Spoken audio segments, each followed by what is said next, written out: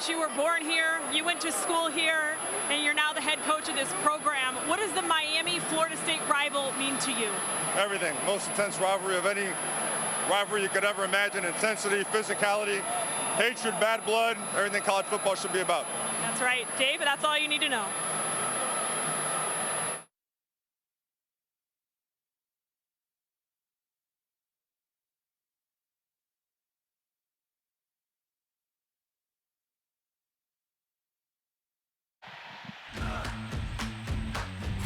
Welcome to ESPN College Football Primetime, presented by IHG Hotels and Resorts. You're watching the ACC on ESPN. One of college football's fiercest rivalries is renewed tonight at Hard Rock Stadium with the potential conference championship, national title, and Heisman Trophy at stake. It's undefeated and 6th-ranked Miami and Florida State. Both teams have own eras. They are clearly the national champions. Florida State rules the BCS. Both have been home to stars. Irvin's gone. Touchdown, Miami. Beautiful interception by Sanders. Both have known ups and downs and complete turnarounds. Fumble. Through all the change, one thing stays the same. For their in-state rivalry, mixed with mutual respect. No matter where they are on the long and grinding ride, pride is always on the line. The bottom line is these two teams still hate each other. Florida State, Miami. 69th meeting between arch enemies Florida State and Miami. The Seminoles have won the last 3, including a blowout win here at Hard Rock 2 years ago. Miami leads the overall series 35-33. Florida State won the toss and deferred its choice to the second half, so Miami and its potent offense will be on the field first. The Hurricanes 7-0 for the first time since 2017. Their last and only trip to the ACC championship game. Return past the 20-yard line by Chris Johnson Jr. And all the way out to the 34. And welcome to the booth, Dave Pasch, Dusty Dvorak, Taylor McGregor down on the field. It's a fall from grace we haven't seen in 70 years. A team going from undefeated 1 year in regular season action to 1-6, talking about Florida State. Meanwhile, Miami's been living dangerously, Dusty, but their offense is elite, so they've been able to survive those games. They've been fantastic and timely answers every time these last 3 games when they've been close, and it's been because of the Heisman Trophy frontrunner, Cam Ward, who has been spectacular this season, leading the #1 offense in just about every statistical category. What an acquisition for Miami, bringing in Cam Ward. The last 3 games decided by 4, 1, and 7 points for Miami. And Ward on first down, fires complete. It's a first down past the 45-yard line to the tight end Elijah Arroyo.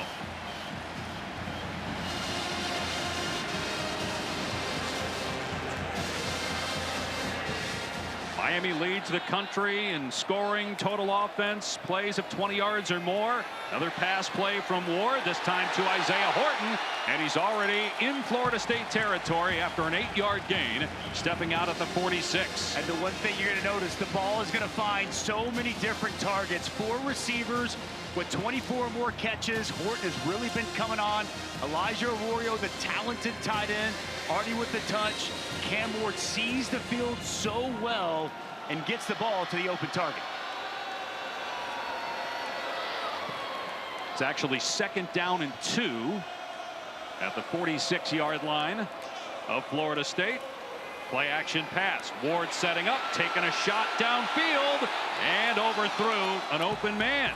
Isaiah Horton had the defender beat. It'll bring up 3rd down and 2. Well, you look at Cam Ward's numbers through 7 games in comparison with the last 3 Heisman Trophy winners. Pretty darn good. He's accounted for 24 passing touchdowns, 27 total touchdowns. He's thrown for over 300 yards in every game this season. The first Miami quarterback ever to do that in each of the first 7 games. And think about it, Miami's had 2 Heisman Trophy winning quarterbacks previously. a one-time zero-star recruit coming out of high school about an hour south of Houston. Big run play between the tackles for Fletcher all the way down to about the 33-yard line. A gain of 13. Well, excellent job by the center, Zach Carpenter. Big hole opens up in the middle, and the big 6'2", 225-pound back hits it downhill for a big gain. Ward with a quick throw to the sideline, turning upfield and getting the first down is Sam Brown Jr. Coming off a 125-yard game and a win at Louisville last weekend. Playing with a ton of confidence. You touched on with those numbers, his best game of the year, starting to really settle in to the Shannon Dawson offense.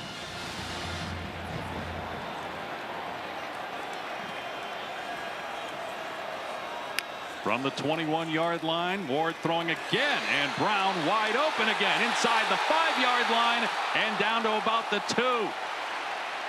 Another chunk play makes it 1st and goal from the 4. Well, they bring a corner blitz off the edge and quickly identified by Cam Ward. Safety doesn't roll over the top in time. Easy pitch and catch, and a nice job with the ball in his hands by Sam Brown. What an opening drive by Miami, going right down the field on Florida State.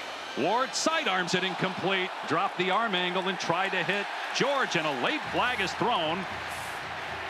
Azarie Thomas, the corner, going to get flagged for interference. Pass interference, defense number 8. Get that right hand results in automatic first down.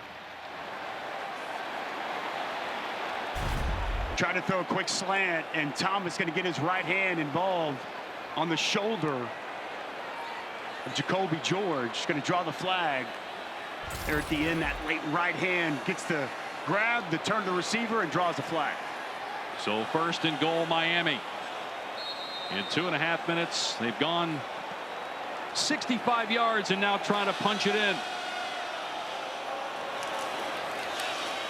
Fletcher walks in, touchdown, Miami.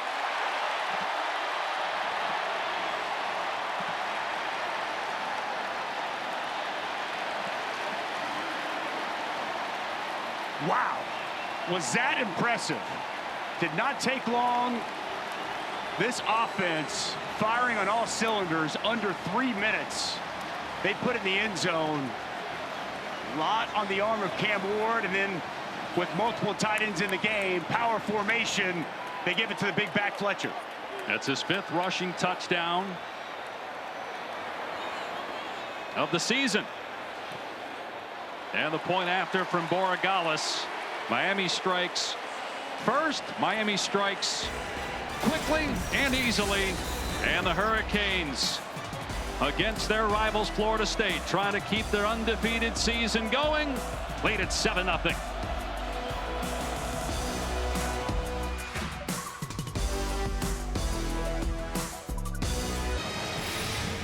Welcome back to ESPN College Football Primetime, presented by IHG Hotels and Resorts. From Hard Rock Stadium in Miami, Florida, you're watching the ACC on ESPN.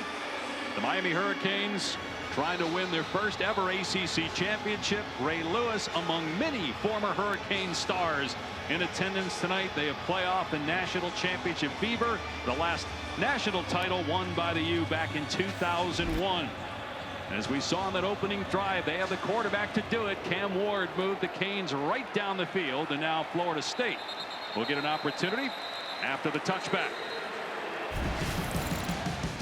All kinds of issues at the quarterback position for FSU this season. DJ Uiagalelei started the season, struggled, had more picks than touchdowns, and then got hurt against SMU. So Brock Glenn, who started the ACC title game and won last year, lost the next 2 games against Clemson and Duke, and then in that game last week struggled, so they brought in Luke Kromenhoek for a couple series through 7 passes, and we'll likely see both Glenn and Kromenhoek here in the first half.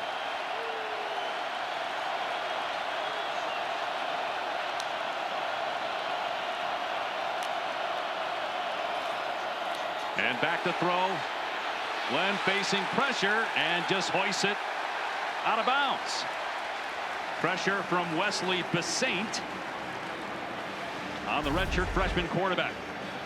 Well, they're going to attack and they're going to be aggressive. You're going to see Besaint First, it's inside pressure by the defensive tackle, Simeon Barrow, just completely wreaks havoc. And then a late ad by Basaint.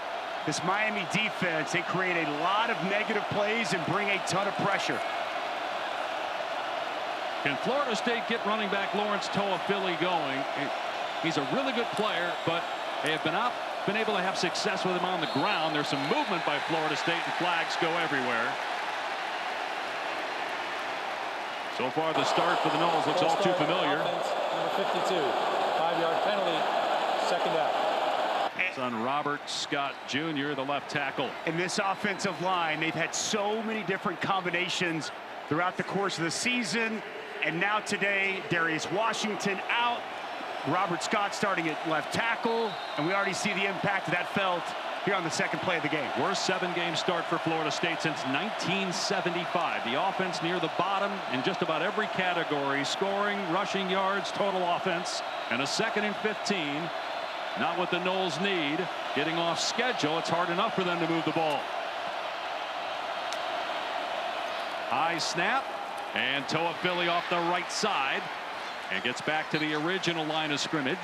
A gain of a handful on the play, brought down by Daryl Porter Jr., the nickel. Well,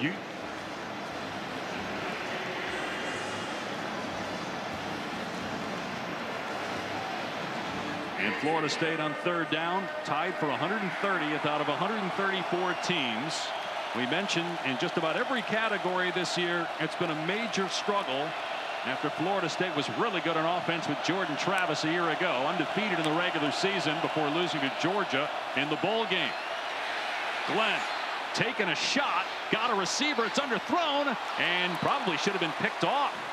Akeem Williams was trying to adjust to the ball and lost it, and then O.J. Frederick, true freshman, he didn't see it either, and it's 4th down. Well, Brock Glenn stands strong in the pocket. He's got a little bit of pressure in his face, and he's going to take a shot down the field. A big physical Akeem Williams. Williams just misjudges his jump on that day. He comes back to the football, comes back too much, and you're right. Fortunate that ball wasn't picked off. Really would have been the same as a punt. Alex Mastromano, who leads the nation in punting average, will kick it deep to Ray Joseph. And Joseph backpedaling, fields it on his 19-yard line. And is up to the 25. Well, this is year 3 for Mario Cristobal back at his alma mater. His first 2 seasons, he was under 500. And last year, after 7-6 record, they had 4 of 5 losses to finish the year. They haven't won 10 games more than once since 03. That was back in 2017. But excellent recruiting classes, did well in the portal, and here they are at 7-0 for the first time since 2017. That year they started 10-0. Lost in the ACC championship game. Cristobal went to Christopher Columbus High School here in Miami. Played at Miami, was a GA here, later an assistant coach, and then after a tenure at Oregon in his 3rd year as the head coach. Big hole again for Mark Fletcher Jr. between the tackles. Gain of 7 to the 32. That's the one thing about this offense. Spend so much time talking about Cam Ward, the passing game. They want to run the football. Seen that physical running by Mark Fletcher here early. And Fletcher again, this time wrapped up at the point of attack. Omar Graham Jr., who's from Fort Lauderdale, got a lot of players on this Florida State roster from the Miami-Fort Lauderdale area. It'll be 3rd and 1. Can Florida State come up with a stop? They lean their hat on the defensive line. Joshua Farmer has been excellent on the interior of this front for Florida State throughout the course of this season. They could really use a stop here on this early 3rd down. They've had some good moments on defense this year, but that wasn't one of them. Fletcher right through the Noles secondary out to the 48-yard line. That's a 14-yard gain on 3rd and 1. And right off the right side, the interior of this offensive line for Miami's getting work done. Inez Cooper helps pave a path, and another big hole for Mark Fletcher. Look, Miami's offense has been outstanding all year, but it feels like there's an extra pep in their step tonight going up against their arch rivals. Cristobal, since he took over, has not beaten Florida State, and they were blown out 2 years ago here by the Noles. Ward with a quick throw on a wide receiver screen to Horton, and Florida State was all over that with Blake Nicholson on the takedown. That's a negative play. Loss of a yard. And when we talked to Mario Cristobal yesterday, you could tell this rivalry, it hits different with him. It is special. We asked him what this rivalry meant to him. He paused for about 30 seconds, and then he gave a very passionate, spirited explanation as to what exactly this means, and physicality and intensity were at the top of his list. He also compared it to Andre the Giant versus Hulk Hogan. Two pro wrestlers from the 80s and 90s. That's why it's very fitting, because that's when this rivalry was in its heyday. 2nd and 11. Ward stepping up, hit and sacked. He's been sacked 9 times in the last 3 games.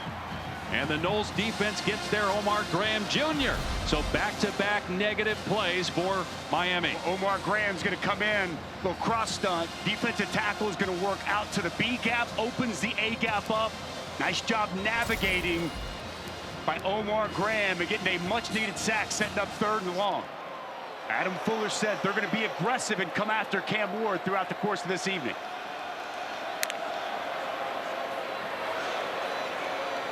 No safeties up top. Florida State coming after Ward, in trouble. Wallop back at the 28-yard line. Big hit by Edwin Joseph. So finally, Florida State shows a little life with 3 straight negative plays. Well, they sold out to come after this. A lot of bodies at the line of scrimmage. They're going to bring 7. No one able to account for Edwin Joseph. Also Marvin Jones Jr. able to get some pressure, and right on cue, Adam Fuller being aggressive, coming after Cam Ward with a couple of key sacks. Dylan Joyce has punted just 12 times in 7 games this season. Gets rid of that one.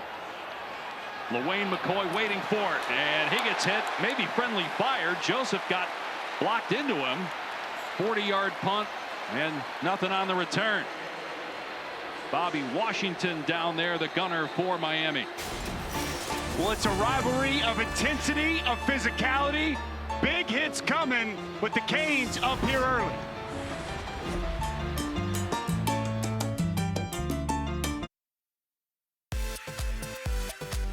ESPN College Football Primetime is presented by IHG Hotels and Resorts. 19 hotel brands, 1 loyalty program. Download the app. And in part by Mercedes-Benz. And thanks to our friend Daniel Kotze for lighting up the 60-story Paramount Miami World Center Tower in downtown Miami. Dave Pasch, Dusty Dvorak, Taylor McGregor back at Hard Rock Stadium. Florida State's defense came alive. Let's see if the offense can provide a punch.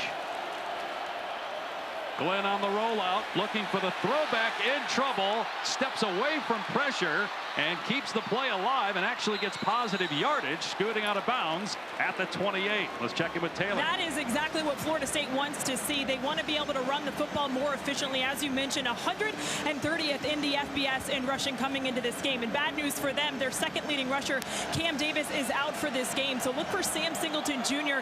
to step up. And as you mentioned, some injuries as well on the offensive line. Darius Washington is unavailable, and I was on the sideline for Florida State already trying to massage some things out when it comes to that offensive line, guys. And here's a quick throw on a wide receiver screen, and a first down for Malik Benson. So the first down of the game for FSU. With good perimeter blocking on the outside. And this Miami defense has struggled to tackle the last couple of games. Talking with their defensive coordinator, Lance Guidry. It's been a big point of emphasis. Nice job by Benson catching that pass and getting up the field quickly. And a nice pickup after the catch. One of the differences between Florida State from last year and this year, not just the quarterback, they don't have the receiving corps they did a year ago. And a run to a Philly, and he gets stuffed at the 39-yard line, a yard or two. Wesley Besaint in there again on the hit. As good as Miami's offense has been, the defense has been just as good in a lot of ways. 8th in the country in rush defense, but they've allowed 34 points or more in 3 straight games. First time in 11 years. Had to come back from 25 down to beat Cal a couple weeks ago. They're getting it out of Glenn's hand quickly on a lot of these wide receiver screens. Here's true freshman LaWayne McCoy close to a first down at the 47. Was a long throw outside to McCoy, and they want to start to give opportunities to some of these young, inexperienced, talented freshmen. They've had issues with drops at wide receiver. Mike Norvell told us, hey, we're going to give McCoy, Moore, Gibson, some of these young guys opportunities because some of the veterans haven't made the most of it. Nice job by McCoy. First touch of the season, and he picks up a first down. Year 5 for Mike Norvell. Won a lot of National Coach of the Year awards a year ago, but a 1-6 record in 2024. Last 3 games lost by a possession or less. And that pass off target again, trying to set up the screen. This time B.J. Gibson, the intended target. He's barely played, so you wonder as you watch that play, maybe that was on him rather than on the quarterback. That's just a little bit behind his intended target, not able to connect and get the ball to freshman out in the flats. Continue to see them try to just get the ball in playmakers' hands out in space. They're do a lot of different things in the screen game. We're seeing that with the receivers, also running back screens, and getting Toafili the ball out in space will be a key here tonight. Well, here we go with a Wildcat. They line up Glenn wide to the left to put Toafili in at quarterback, and Ja'Kai Douglas in the backfield as well. See who they direct snap it to. And now a timeout called by Florida State. Play clock was winding down.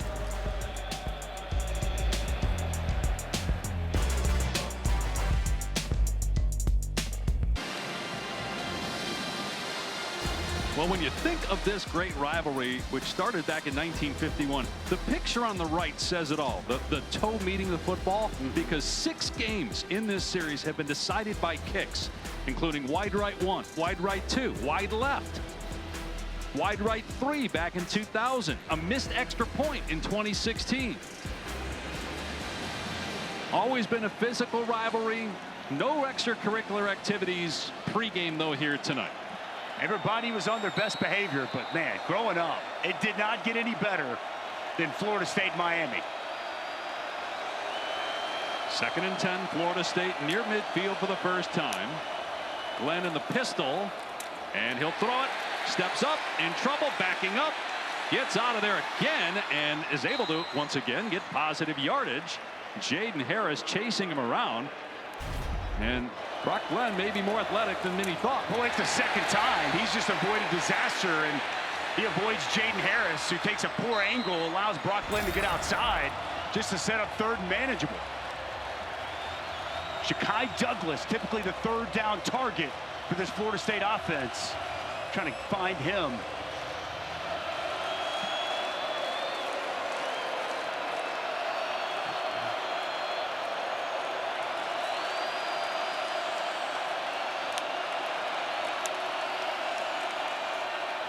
Glenn from the pocket, batted up in the air, and incomplete. Nearly picked off on the redirection by Jaden Harris.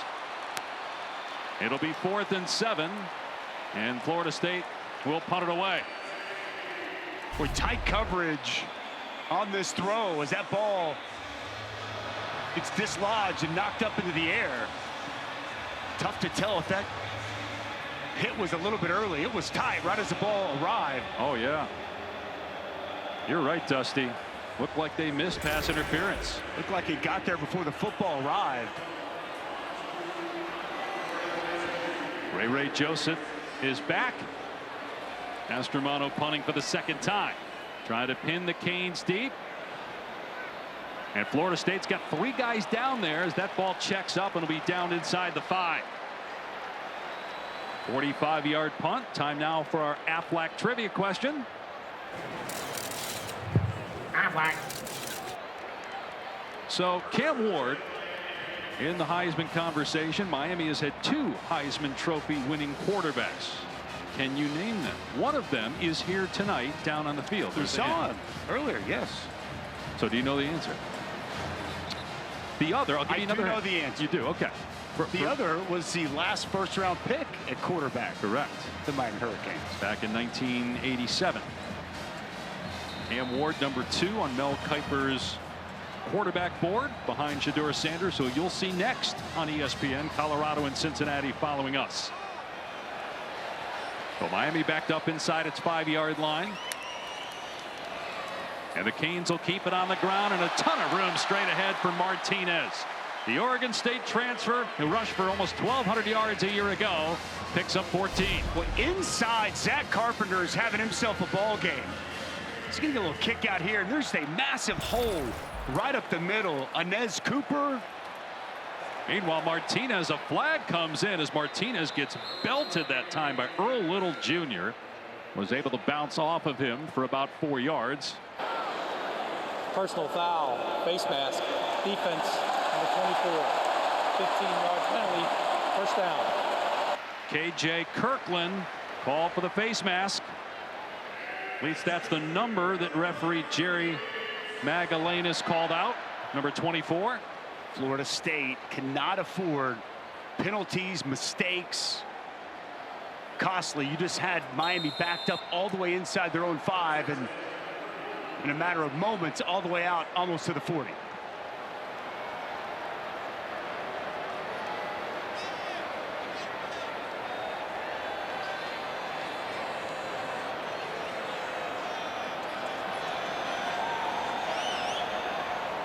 Cam Ward directing traffic, trying to get everybody lined up with a play clock at 3. They snap it in time and run Martinez, trying to find a hole, and he does. Great patience by Martinez.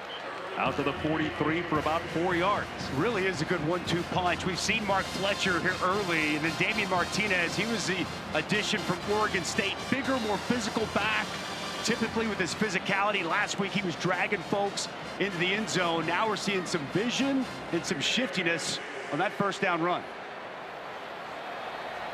Meanwhile, Cam Ward 5 of 6 passing, been sacked twice. Martinez again, positive yardage, but Florida State will take that. That's a win based on how the defenses look so far. Just a gain of 3 on the play, so third down coming up, third and about 5 here for the Hurricanes. 2.5 to go in the first. 4-man rush. Ward fires to the sideline, incomplete. Rush that throw to Horton. Maybe felt the pressure to his left, and it's 4th down. The Miami offense staying on the field. There is a penalty marker down. Illegal substitution, defense. Wow. More than 11 players on the field. 5-yard penalty results in a first down. Yeah, this was, and Cam Ward saw it. He recognized it's why it went so fast. Is he caught Florida State in a line change, multiple defensive linemen running out. You see right there at the top of your screen. They snapped the football, especially when Daryl Jackson's still on the field. Miami doesn't change personnel. You've got to be very smart about when you're going to try to change personnel, because Cam Ward, the way he can operate, run this offense, he can snap it quick. Another mistake on this drive by this Florida State defense. Ward will hand it off again. This time it's Fletcher up the gut for about 4. Boy, they are running right at the teeth of that Florida State defense, and it's not like the Seminoles don't have some talent on that defensive line, but unable to get off blocks here in the first quarter. I would say it's the strength of this defense. Joshua Farmer, Daryl Jackson, Daniel Lyons has really stepped up and played well as of late, but they're not shying away whatsoever. This Florida State run defense has struggled throughout the course of the year with run fits, and with Miami going right at them.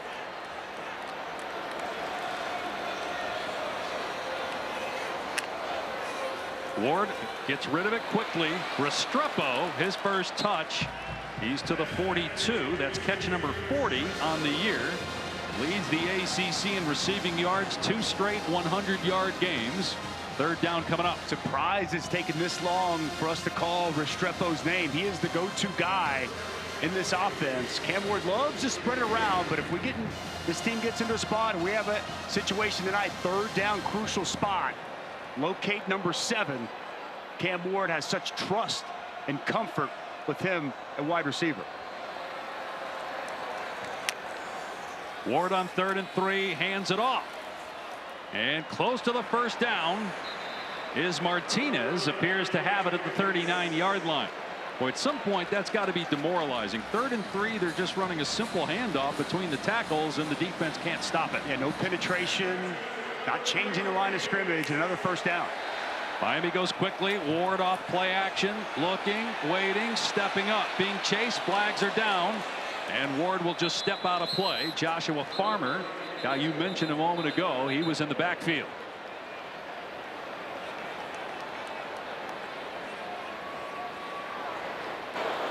Holding offense, number 73. 10-yard penalty. Replay first down. It's on Cooper, the right guard. Well, the next stop on the F1 schedule is the Mexico City Grand Prix tomorrow afternoon, 4 p.m. on ABC. Our pre-race coverage begins at 2:30 Eastern Time. Got an injured Seminole. It's DeMarco Ward, backup linebacker. Dave Pasch, Dusty Dvorak, Taylor McGregor here in Miami on a beautiful night. Temperature around 80 degrees at kickoff. Miami trying to go to 8-0. Duke comes here next week. This is actually the first home game for Miami since they beat Virginia Tech in that controversial finish when on a Hail Mary was ruled a touchdown initially for the Hokies, but then replay overturned that. Miami won the game and then won the next 2 against Cal and then last week at Louisville. It's been a wild ride these last 3 games for Miami. Obviously that Virginia Tech one most notable, but then down 25 on the road at Cal, and they come back on the arm of Cam Ward. Just an unbelievable comeback there on the road. And then last week a shootout against Louisville on the road after the bye week. Louisville stepped their game up and really took everything that this offense had, pouring in 52 points. And we see this offense so far here early in this ball game pick up right where it's left off. But a penalty for a hold makes it 1st and 20 at the Florida State 49.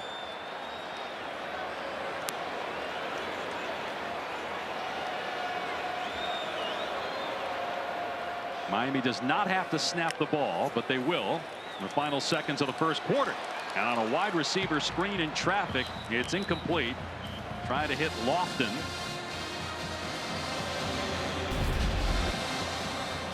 Well, nice job by Omar Graham. Watch him here. Follow the screen right inside. Man-to-man coverage, and he stays with the true freshman, Elijah Lofton, right in the hip pocket.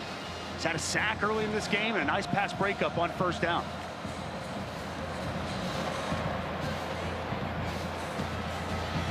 See the numbers for Ward so far on the season. About 70% completion rate, leads the country in passing yards, tied for first in touchdown passes. Pressure off the edge from Florida State. Ward rolling away from it, being chased, and just throws it downfield out of bounds.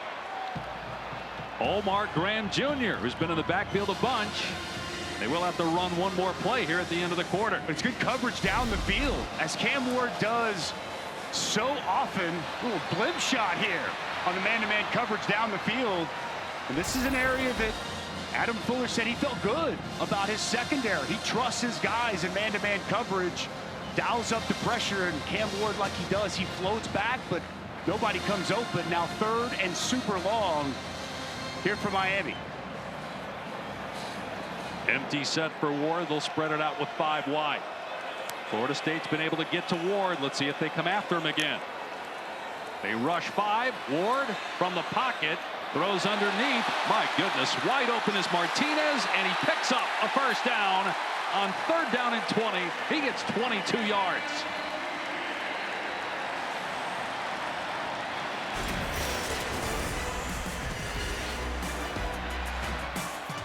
So a breakdown by Florida State on 3rd down and 20, and the Hurricanes keep the drive alive, leading 7-0 after 1.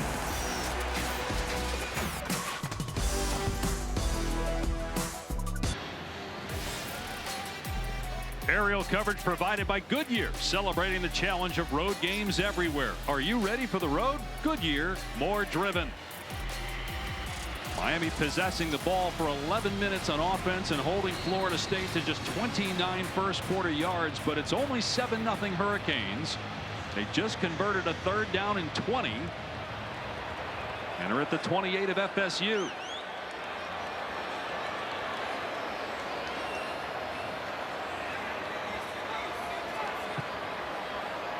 Heisman Trophy favorite Cam Ward Off to a solid start so far, but Miami's rush offense has been the biggest reason they've dominated early on. A big play there for Martinez, about 10 moments ago. Taylor spoke with Florida State coach Mike Norvell. Coach, I just saw you talking to your defense. What did you tell them? We had a miscommunication there on the 3rd and long, which gave them the ball in space. They were able to convert. We just got to make sure we settle down, have our communication, trust our calls, and then be able to go out there and execute. Thank you. Dave? All right, Taylor, we'll see if they can get a stop here. Play 13 of the drive. That's taken about 4.5 minutes.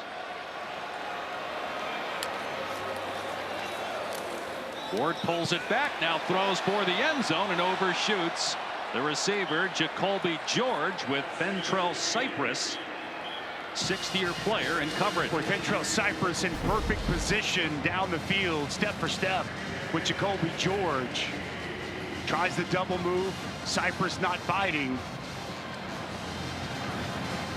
Nice job on 1st down. We're going back to that 3rd and 20, just demoralizing to give up a 3rd down of that magnitude. They went soft zone coverage, had a lot of success in man-to-man situations. We'll see if Fuller stays in that now inside the red zone. Run play on 2nd and 10. Martinez breaks a tackle inside the 10. Martinez into the end zone. Touchdown, Miami.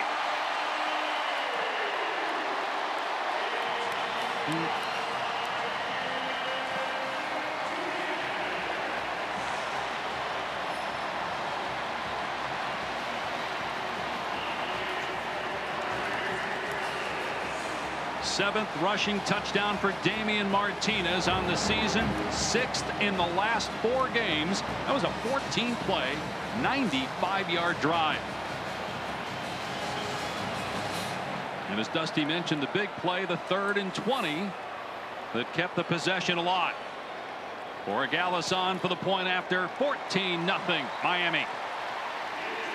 Well, the physicality from Damian Martinez, we discussed it earlier, but how about this block by 9th-year senior Cam McCormick? He's going to get a little yo-yo action. He's going to come back and have an excellent block on the edge on Marvin Jones Jr.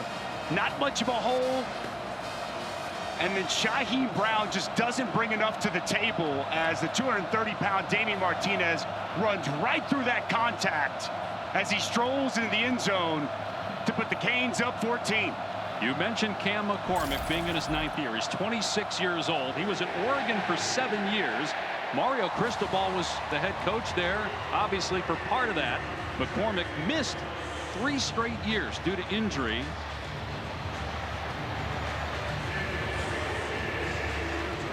And Mario, an old offensive lineman, has to like what that group up front has done. They have owned the line of scrimmage so far in this ball game. And I thought they ran the football as effectively in the 2nd half against Louisville a week ago as they have all year. And it was the guys up front and the running backs running with physicality. And that spilled over to tonight. Taken on the goal line by Singleton. Hit at the 20. And then they finally get him down at about the 22-yard line. All right, time now to answer our Aflac trivia question. Miami has had 2 quarterbacks win the Heisman Trophy. The answer is Testaverde, Toretta. You are correct. You are correct. And as you said, Vinny Testaverde, the last Miami quarterback to be drafted in the 1st round. Cam Ward expected to be maybe the first quarterback taken. Shedeur Sanders right now ahead of him. Gino Toretta here tonight, along with many longtime Hurricanes who are back to watch their team try to stay unbeaten. Direct snap here to Ja'Kai Douglas, and Miami's defense all over it. Simeon Barrow Jr. with the tackle. Florida State's made a change at quarterback, and we're not talking about that last play. Ja'Kai Douglas. Luke Kromenhoek has come in for this series at quarterback. He played a little bit against Duke, through 7 passes. He's barely played quarterback in his career. In fact, he was a defensive player, played a little wide receiver for his first couple years of high school. He's a true freshman, went to a military school in Savannah, Georgia before coming to FSU. On 2nd and 10, Kromenhoek will throw off play action and taking a shot downfield in double coverage. Well overthrown. Trying to hit Malik Benson. Here's Taylor. He came to quarterback here today. And we're having an audio issue with Taylor's mic. You look at Kromenhoek. We mentioned early on in his career was a defensive back. His dad John played college football, was a defensive end himself at UMass. And now Kromenhoek in just his 2nd career game at age 19, faced with a 3rd down and 10. Kromenhoek steps up, takes off, nice cut, and a much needed 1st down, sliding out past the 35-yard line. Boy, what a play by the true freshman, Kromenhoek. And they're sitting back in zone coverage. That eyeball is on the quarterback. He puts his right foot in the ground, changes directions, and leaves Maui Noah. Big time 3rd down conversion by Kromenhoek. Yeah, picked up 14 on 3rd and 10. Keziah Holmes in the game at running back. Cam Davis, as Taylor reported earlier, out due to injury. He's their number 2 tailback. And a design run for Kromenhoek, and he gets walloped. About a yard downfield. Simeon Barrow Jr. with the big hit. Well, Simeon Barrow Jr. has been excellent the last several games, and he's had a big impact here in this game already. The Michigan State transfer is extremely productive here these last several weeks. Got some twitch to him, powerful, and making an impact in the interior of that defensive line.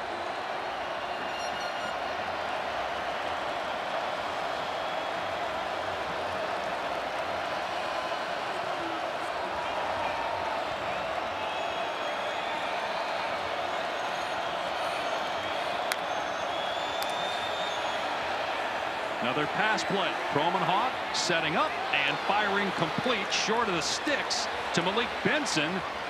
He's able to fight off a tackler initially and get about 7 yards, but it will bring up a 3rd down. Well, good confident throw on the in cut from Malik Benson.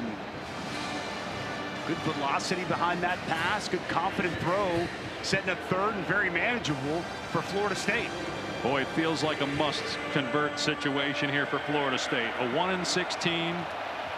The only victory, 14-9 over Cal.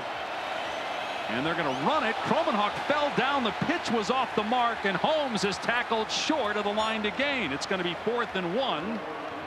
See if Mike Norvell keeps the offense on the field here. Disaster from the get-go. Kromenhoek gets stepped on. He falls down. Pitch mishandled initially there by Holmes. And I know you're on your side of the field, Dave, but I think you got to go for it right here. You need a spark. You need something to try to ignite this football team.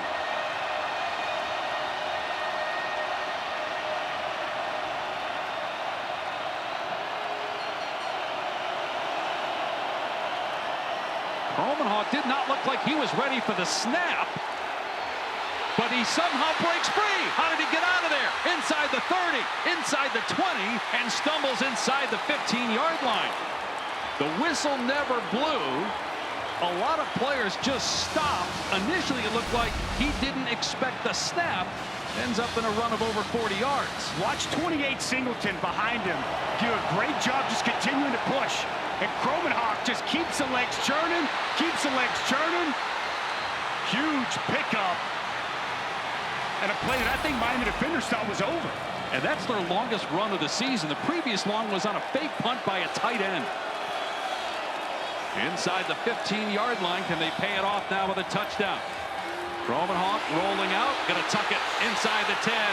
Kromenhoek thrown down. Boy, looked like that was a tackle upstairs that time by Tyler Barron, but did not get a hold of the face mask. It will be 1st and goal. Well, he's going to run the boot, and no one there on the perimeter on the edge accounting for the quarterback as Kromenhoek makes his 2nd big chunk run of this drive. Make it 3rd. Remember the 3rd down run he made on 3rd and 10. Picking up the 1st down, the 4th down run, and here they are now knocking on the door to get back in this ballgame. Play clock winding down. Toafili back in at running back. He'll get the carry and tries to power his way across, but met at the line of scrimmage. Maui Noa with the hit for Miami. With physicality down there at the line of scrimmage. Pads popping around the goal line. Close, but Toafili unable to edge the nose of that football over the goal line. Jalen Alderman also in there. Now it's 2nd and goal.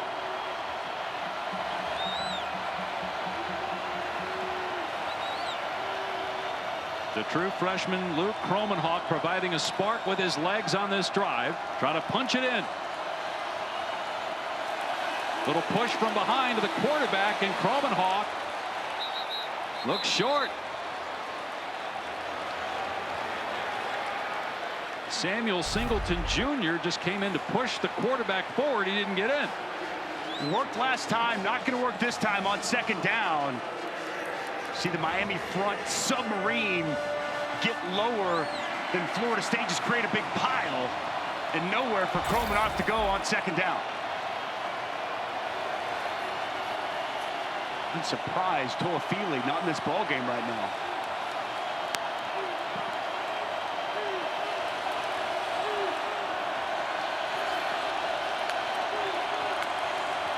High snap. Kromenhoek keeps it and comes up short. Tackled at the 1-yard line by Reuben Bain Jr. Boy, that was a bullet from the center, Maurice Smith. Kromenhoek did well to not fumble it. When Kromenhoek, you're going to see, goes down, tries to reach the ball over after the fact.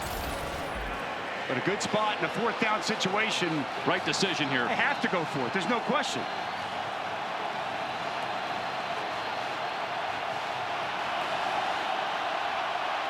Kromenhoek pitches it and into the end zone for the touchdown, Keziah Holmes.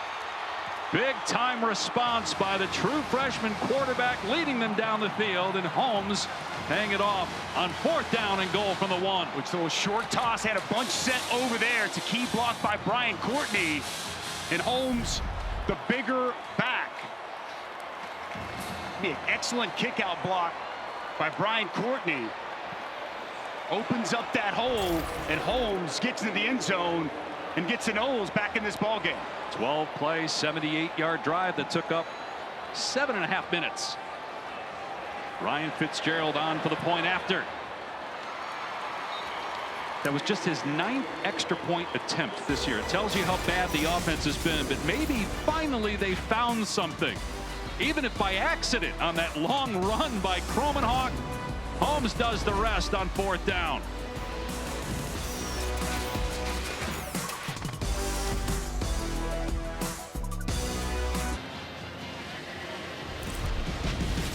All right, Dusty, take us through our drive recap covered by Geico. Boy, a crucial touchdown response by Florida State. It was all with the true freshman Luke Kromenhoek in his legs. A 3rd and 10 conversion. They had to get this 4th and 1. I think Miami might have thought it was over. The young freshman quarterback did not. A big chunk run. He also picks up a big play on a boot. He had 69 yards on the ground on that drive, and they cap it off with a toss into the boundary for Holmes, cashing in at a much-needed Florida State touchdown. You look at the last drive compared to the first 2. We'll see if Mike Norvell stays with Kromenhoek or goes back to Glenn. The plan was to go back to Glenn, but we'll see after that. Chris Johnson Jr. on the kick return. Good coverage by Florida State. Flags are down. Johnson still going and gets hammered at the 25. Not surprisingly, a lot of hard hitting in this ball game. The pads popping down on the field. You can hear it up here. Omar Graham with a big hit that time. This should come back. During the return, personal foul, illegal blindside block, receiving team, number 84. Half the distance to the goal, penalty, 1st down Miami, timeout. So that was on Cam McCormick of Miami. 6:36 to go in the half. 14-7 Hurricanes.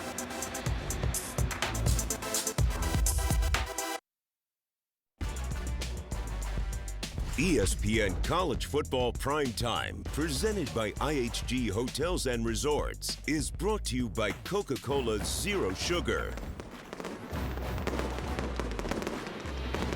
Homecoming weekend for Miami, Florida State, the 69th all-time meeting. The Hurricanes won 35 of the previous 68 meetings.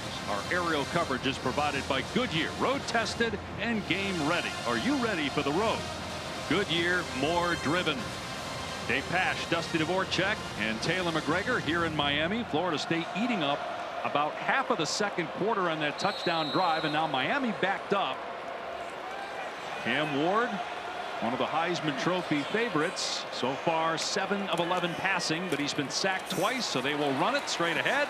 Mark Fletcher Jr. for about 7 yards, and that's about what the running backs have been averaging per carry. Downhill, big hole once again. I know Cam Ward is the story and the catalyst of this offense, but here in the first half, the story has been their ability to run the football between the tackles and get downhill with both Mark Fletcher and Damian Martinez. There's got to be a counter and an answer from Florida State defensively moving forward. 87 rushing yards and negative 16 from the quarterback Cam Ward. The running backs are over 100 combined already. On 2nd and 3, another run straight ahead, and Fletcher tackled but got the first down at the 20-yard line. Earl Little Jr. with the hit, but moved the chains. And obviously with the background of Mario Cristobal, former offensive lineman at Miami, offensive line coach, that's what he knew when he took the job. They had to reestablish the line of scrimmage, get this offensive line into shape. So much praise for his offensive line coach. Alex Mirabal said that he's an elite teacher and he's the most critical piece to this staff and what goes on. This offensive line really flexing here in the first half. Ward to throw, being chased back at the goal line and just hoists it out of bounds. Lolo Hea was in the backfield as Cam Ward again under pressure. Yeah, good job just getting up the field and getting pressure. Cam Ward, more so than many quarterbacks you watch, he gets so much depth and continues to sink, give ground, and just get the ball out of bounds. Nice pressure on first down.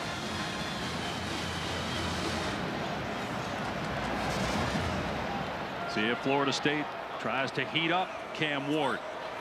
Started 5 of 6, so just 2 of 6 passing since, and under duress on most of those snaps.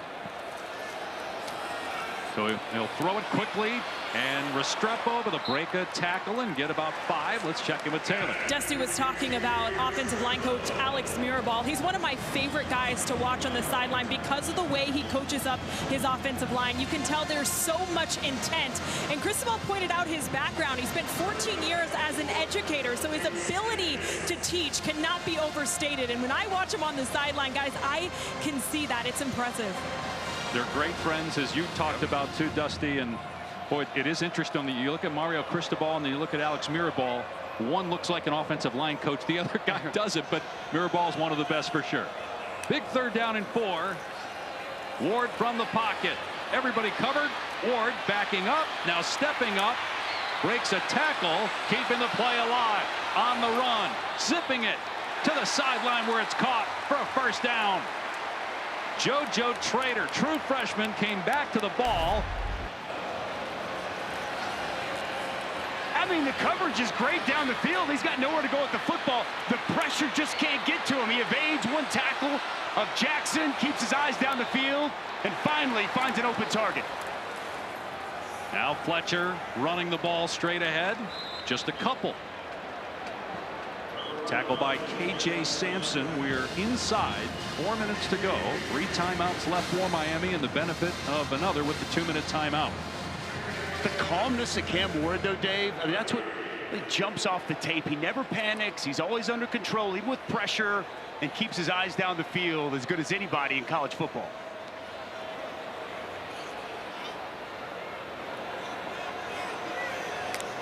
Empty set. 4-man rush. Ward from the pocket. Stepping up again and taking off. And Ward kind of hesitated as he got to the sideline and then got shoved out by Quindarius Jones about 2 yards short of the line to gain. Pickup of 7 on the play. Number 1 third down offense in all of college football throughout the course of the season. And great success here once again tonight. And a big reason they put themselves in these kind of spots. 3rd and short, rely on that offensive line, rely on that physical running attack that they bring to the table.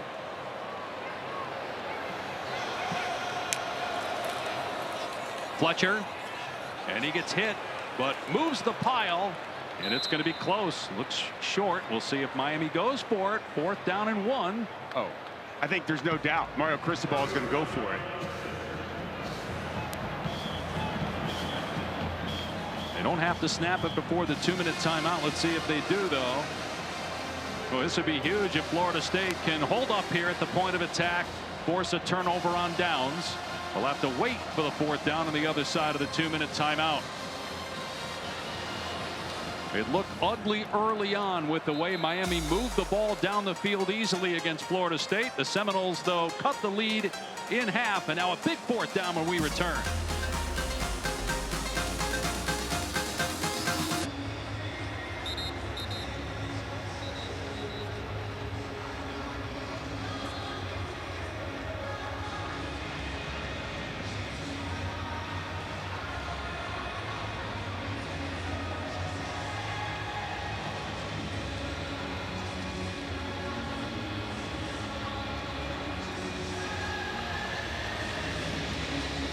All right, Matt, and here it's 14-7 Miami. 4th down and 1 on the Hurricane 46-yard line, and they will go for it. They've had so much success on the interior of that offensive line. Be surprised if we don't see it here on 4th down.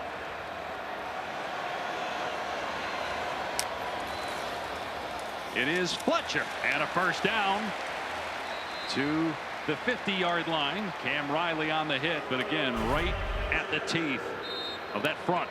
Inez Cooper, the right guard, the key block to open the hole, and Fletcher hitting it downhill. Now Ward will throw on 1st down. Everybody covered. Ward in trouble, gets away from one guy, runs into his own man, still backing up, and then throws it away. We've seen that a lot from Cam Ward, just creating time when everybody's covered downfield. For those that don't know much about Cam Ward, if you haven't really watched Miami this year, he was a 0-star recruit coming out of Columbia, West Columbia High School, about an hour south of Houston. He went to Incarnate Word initially, an FCS school in San Antonio. He was there for 2 years and then went to Washington State, where he was a great player for 2 years, transferred to Miami, ACC preseason player of the year, and in the Heisman Trophy conversation this year. 2nd and 10. Run play. Martinez grabbed at the line of scrimmage by Blake Nicholson to bring up 3rd down and long. And either team using a timeout here. I think if you're Adam Fuller, you got to come after Cam Ward.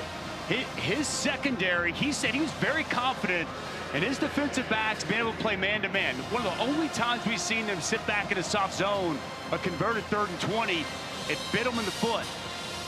I expect pressure here on a crucial 3rd down from Adam Fuller, Florida State defensive coordinator. Inside a minute to go now. 4-man rush instead. Stepping up Ward, and his pass is high but caught for a 1st down by Horton, who went up the ladder. He's 6'4" already, and a gain of 16. Boy, climbing the pocket, stepping up. And Isaiah Horton, who's just continued to get better and better. Excellent strong hands to make the catch. And now Horton again. There's a flag down in the secondary back at the 17-yard line. And we'll see what the penalty's about. Stops the clock with 43 seconds to go. Florida State may have had too many men on the field again. They got busted for it in the 1st quarter. Had 13 guys on defense when it happened the 1st time.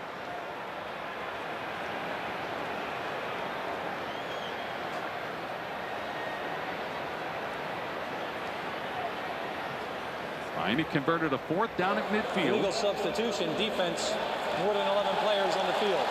5-yard penalty, replay 1st down. Got to be smarter, Dave, whenever you're going to pick and choose when to substitute. Miami's going to put their foot on the gas and go quickly. Just don't have the luxury to try to substitute. As you touched on, second time here this half they've caught him.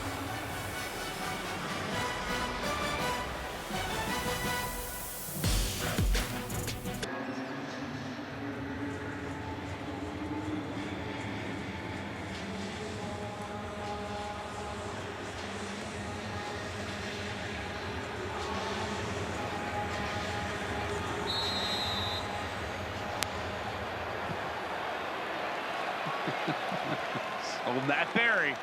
Matt the Troll. Appreciate you, Mr. Berry. 1st and 5. Cam Ward back to throw, and now fires far sideline, incomplete. Overshooting Restrepo. Boy, Florida State's done a pretty good job downfield in coverage. 2nd and 5. And that time goes Edwin Joseph stride for stride with Restrepo. He has been held silent throughout the course of this ball game.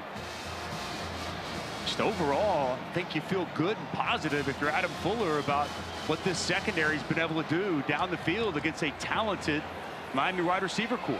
Cam Ward just 10 of 17 for a $110 after a 5-for-6 start.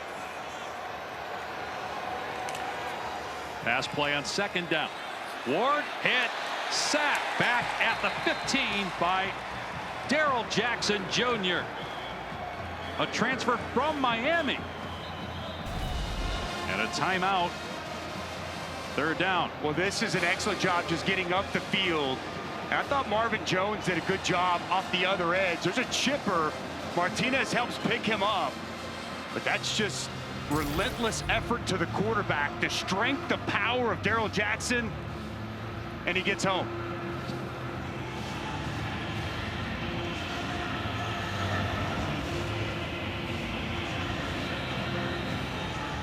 Looked like Jackson and Cooper, the right guard, after the play, got into a little bit of a shoving match. It's really the first post-whistle scrap we've seen.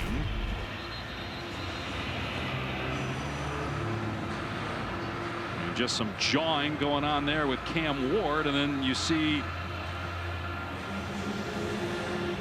some teammates kind of eyeing Jackson, and then Cooper comes over there at the last second. You didn't see what happened after that, but Cooper gave him a little shove. And now it's 3rd down and 10. And Borregales as long as 56 on the year. This would be about a 52-yarder from here, so it's certainly in his range. Xavier Restrepo, the typical target in spots like this for this Miami offense, working up top in the center of your screen.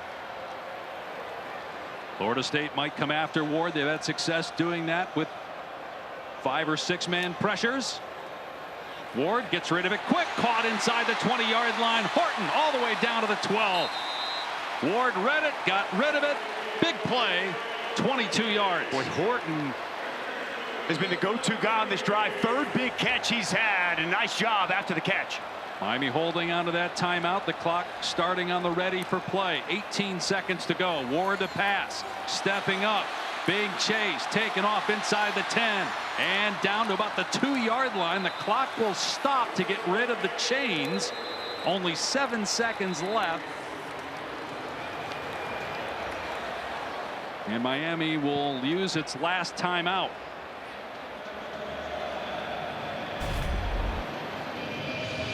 Boy, Cam Ward has been very good on 3rd down. A key 3rd and 10. I think now 4 for 4 passing, all for 1st downs on 3rd down. And we've seen him buy time with his legs. Now we see him pick up some nice yardage, getting the ball down inside the 5. And you've got to be smart in this situation, Dave. You cannot take a sack. Balls, you know, depending on what they want to do. They've obviously had so much success running the football. You could put the ball in the air and obviously have an opportunity if you don't convert and score, kick a field goal or have another opportunity to score here. You'd have to think with 7 seconds you can run 2 plays in 6 seconds because you're so close here if they're pass plays. Emptying it out here. And a run play, if you get stuffed, the half's going to come to an end. Cannot take a sack. Ball's got to come out quick. Horton been the go-to guy on this possession. No timeouts left for Miami. 1st and goal, 7 seconds to play in the half. Ward looking back of the end zone, knocked away, incomplete. 3 seconds left. Restrepo, the intended target. Omar Graham Jr.'s had a really nice game. He was in coverage. Boy, this is outstanding by Omar Graham. Bracket coverage there. So the safety cheat over to Restrepo. Excellent job by Graham. And that's a huge stop for this Florida State defense to hold them to a field goal. Do you like this decision by Miami to kick? Florida State going to use a timeout here. Are you surprised Mario Cristobal's not going for it? They went for it on their side of the field once. They went for it twice in their own territory last week against Louisville. Yeah, with 3 seconds here in the half, and they've had a ton of success running the football. But if you don't score here going before half, you give all the momentum to Florida State. You just had this long, time-consuming drive. I think Mario Cristobal says, I just want to make sure we take a 2-score lead and walk away with this possession with points on the board. Florida State will get the ball to start the second half. I don't know. You got Cam Ward. You've got maybe the best player in college football. You're taking him off the field here when you need 2 yards. Safe to say you disagree with the call, Mr. Pat. Just surprised based on what Mario's done this year. Just a little surprised in this situation. Borregales, 20-yarder. Tough angle. But he puts it through. And that ends the first half. If you're a 1-6 Florida State team, with the way Miami moved the ball down the field on Mike Norvell's squad early, it's not the worst spot to be. I think the big question is going to be, what do they do at quarterback? Kromenhoek, his only possession, let him down for a touchdown. Taylor with Mario Cristobal. Thank you, Coach. What went into the decision to go for the field goal there? Well, we want to make it a 2-score game. We had the opportunity to do so. You know, we stuttered. We stumbled a couple times on offense in the first half. Make it a 2-score game. Go in there, regroup, come out, and do a better job in the second half. Thank you. Dave? Well, it's exactly what Dusty's point was about not giving Florida State any momentum and making sure you're up 2 scores as we send you to the Mercedes-Benz halftime report. Matt Barry and company. Both teams have own errors. They are clearly the national champions. Florida State rules the BCS. Both have been home to stars. Irvin's gone. Touchdown, Miami. Beautiful interception by Sanders. Both have known ups and downs and complete turnarounds. Fumble. Through all the change, one thing stays the same. For their in-state rivalry, mixed with mutual respect. No matter where they are on the long and grinding ride, pride is always on the line. The bottom line is these two teams still hate each other. For Florida State, Miami. Yeah, that's how I get by. The perfect voice to get us set for the second half of meeting number 69 between these two great rivals as we welcome you back to ESPN College Football Prime Time, presented by IHG Hotels and Resorts. From Hard Rock Stadium, you're watching the ACC on ESPN. There's Ray along with many other Miami greats in attendance tonight. Clinton Portis, Willis McGahee, Gino Torretta, Heisman Trophy winner. They're all here and watching their Miami team with a ton at stake tonight. Dusty, ACC championship, something they've never won. Obviously, spot in the college football playoff, Heisman Trophy, all on the line. They're up 10, but they got some work to do here. They do, and look, as you mentioned, everything out in front of this football team since they've joined the ACC. No ACC championships. Cam Ward told us his #1 goal, win an ACC championship, get into the college football playoff. So much discussion with him about the Heisman Trophy. They've been an excellent second half team here this season. Most points scored in the second half, and see what kind of adjustments they make here coming out. That was an odd first half. Only 7 total possessions, 4 by Miami, and just 3 possessions in that first half from Florida State.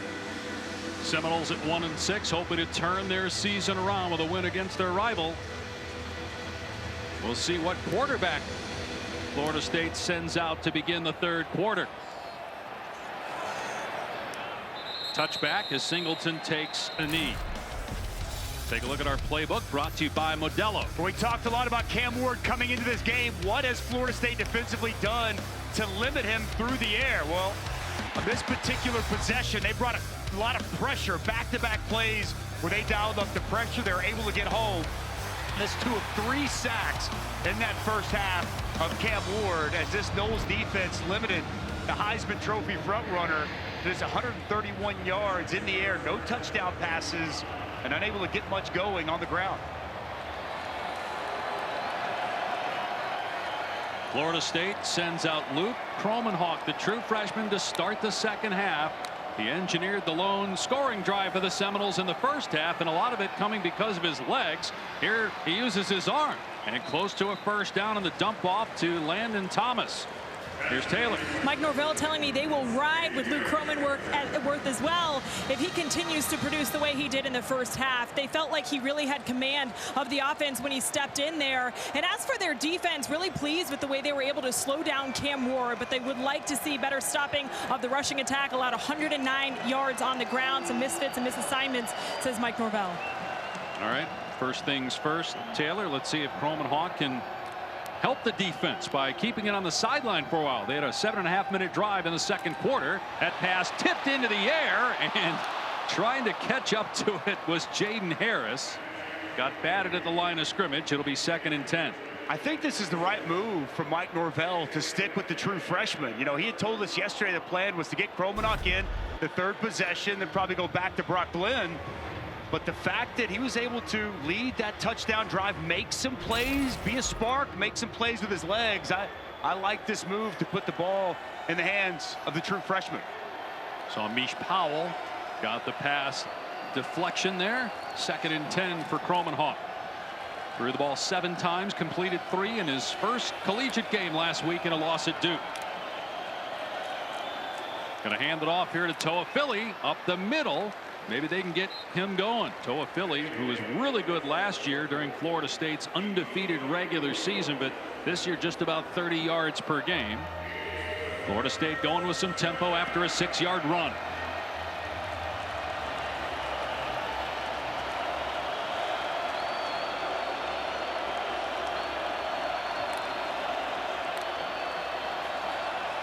Miami rushing just 3. Kromenhoek steps up, takes off, and driven down.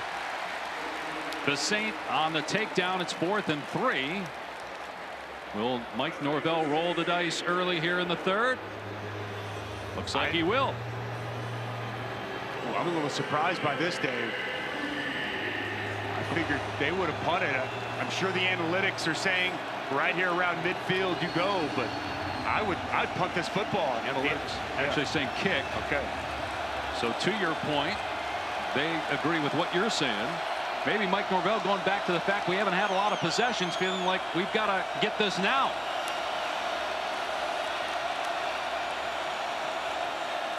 Kromenhoek from the pocket, throws completely, pick it up. Kyle Morlock on the catch. Excellent throw that time by the freshman. Well, how about the confidence Mike Norvell has in his young quarterback? The veteran tight end, nice job on the out route, on time, and a huge 4th down conversion. Really got to boost the confidence sky high of the quarterback when you let him spin it there on 4th down.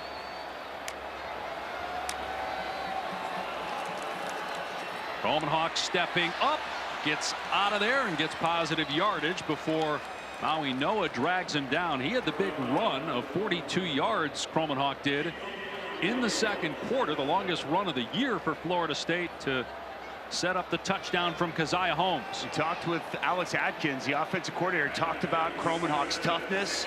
When he was in high school, he was a safety, didn't start playing quarterback till later in his career, and got the eye black there, some real toughness and a defensive mindset you can tell with some of these runs. 1-yard pickup on 1st and 10. Miami stacking the box on 2nd and 9. Kromenhoek, and not on the same page with the receiver Hakeem Williams. DJ Uiagalelei, as Mike Norvell told us, weeks away still after A broken finger on his throwing hand against SMU after starting the first 5 games of the season. He was just 1-4 in those starts.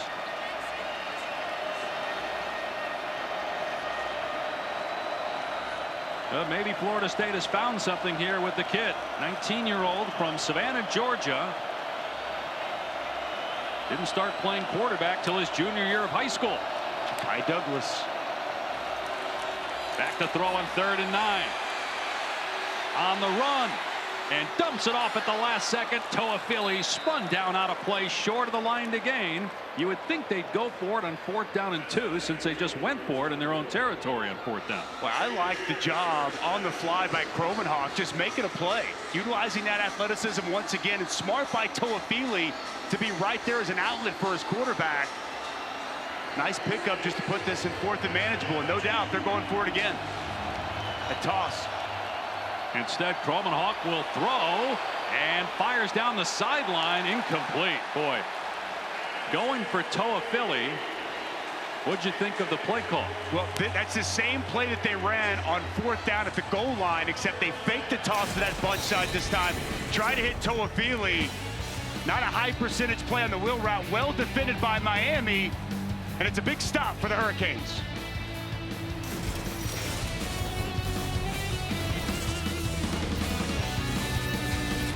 Well, there's a key 4th down, well defended by Miami. They're going to fake the toss, run the wheel route with Toafili, and it's picked up, but a missed opportunity. Portier is going to run the over route. Nobody with them. Kromenhoek never looked that way, stuck with the wheel the entire way. It's well defended, and a key stop for Miami to start this second half. So the Canes took over on downs at their 46. Cam Ward, no touchdown passes in the first half. Said at least 2 in every game. They're going to run it here to Martinez. And he's grabbed by Omar Graham after a pickup of 3. We mentioned that Ward has had 2 or more touchdowns in each game. He's had 4 or more 3 times, including 4 last week against Louisville. But so far, Ward just 11 of 19. He's been sacked 3 times. Not as sharp since the first drive when he was 5 of 6. He'll throw it downfield here, and a disconnect with the receiver. Restrepo. Coverage by Kevin Knowles. It's man-to-man once again. Kevin Knowles, step for step. This pass just sails and goes wide over Restrepo. Really been impressed at times throughout the course of this game with what we've seen from this Florida State secondary. Here they are on 3rd down. Was a problem in the first half. Miami 7 of 9 in that first half. Adam Fuller, the one drive that they stopped him. He brought pressure on 3rd down. He's showing pressure on this snap.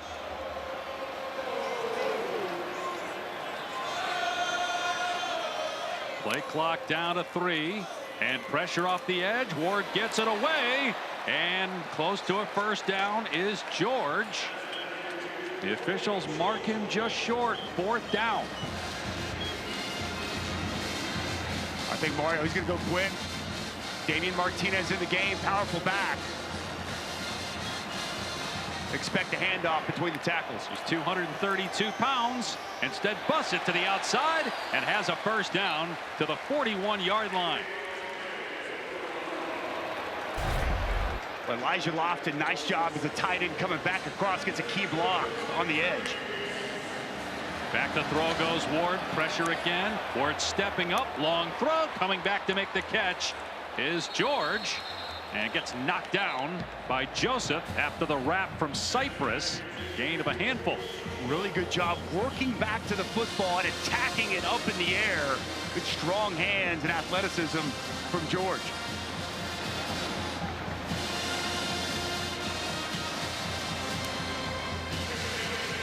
Two-year-old Cam Ward, who started out at Incarnate Word after nobody, literally nobody other than Incarnate Word, recruited him out of high school. 2 years there, 2 years at Washington State, transferred to Miami, and very much at the top of the Heisman Trophy list. Got an undefeated Miami team as Ward goes to throw on 2nd and 3. Ward running here. Gets the first down and then just takes a seat. He actually began his slide maybe short of the line to gain. Here's Taylor. Dave, partly the reason that Cam Ward did not get a ton of looks out of high school is because his offense was a wing T, and so he wasn't able to showcase his arm. I asked him, when was the first time that you felt confident you could be one of the best players in college football? And he said his first snap at Incarnate Word, he realized in a different offense, he had an entirely new skill set that he wanted to showcase to the country. In describing him, Mario Cristobal said he's like a government agent the way he handles himself, and Cristobal would know because he was actually going down that path after playing and then decided to come back to Miami to be a GA, and the rest is history. Ward throwing the pass a little behind Restrepo inside the 30, dragged down, and flags fly. We might get offensive pass interference here on Sam Brown Jr. It might be a holding after the catch, Dave. Yep, that's what it's going to be, one or the other.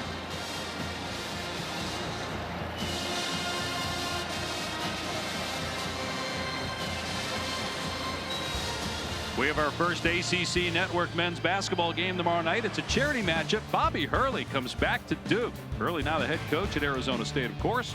All proceeds from the event will go towards the Duke Children's Hospital.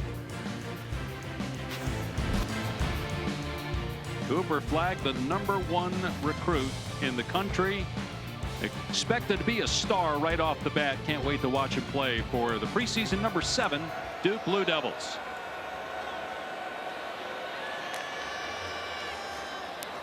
Ward pulling it back, dumping it off to Arroyo, the tight end with running room. And dives over the defender at the 29-yard line. It's a first down. Run the ball, run the ball. Now you play action pass, and you dump it down to your athletic tight end in the flat. Nice pickup on 1st and long.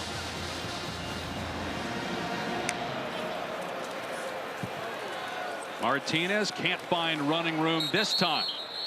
They blow it dead at the 28. Olohea leading the charge there defensively for Florida State. Meeting number 69 between these rivals. Florida State's won the last 3. Blew out Miami here 2 years ago. Mario Cristobal as a player was a part of Wide Right 1 and 2. And then as a GA, part of Wide Right 3, all Miami wins. But has yet to beat Florida State as the Miami head coach.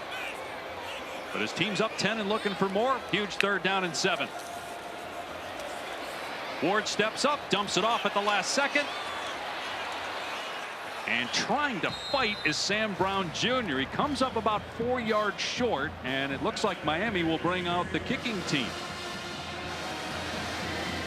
So Florida State keeping it a 2-possession deficit with that stop. Bend but don't break. It was a recipe that kept them somewhat in the ball game against Clemson. Nice job getting Brown to the ground, and Warrick Gallo's been so good this year for Miami kicking the ball. I think it makes sense.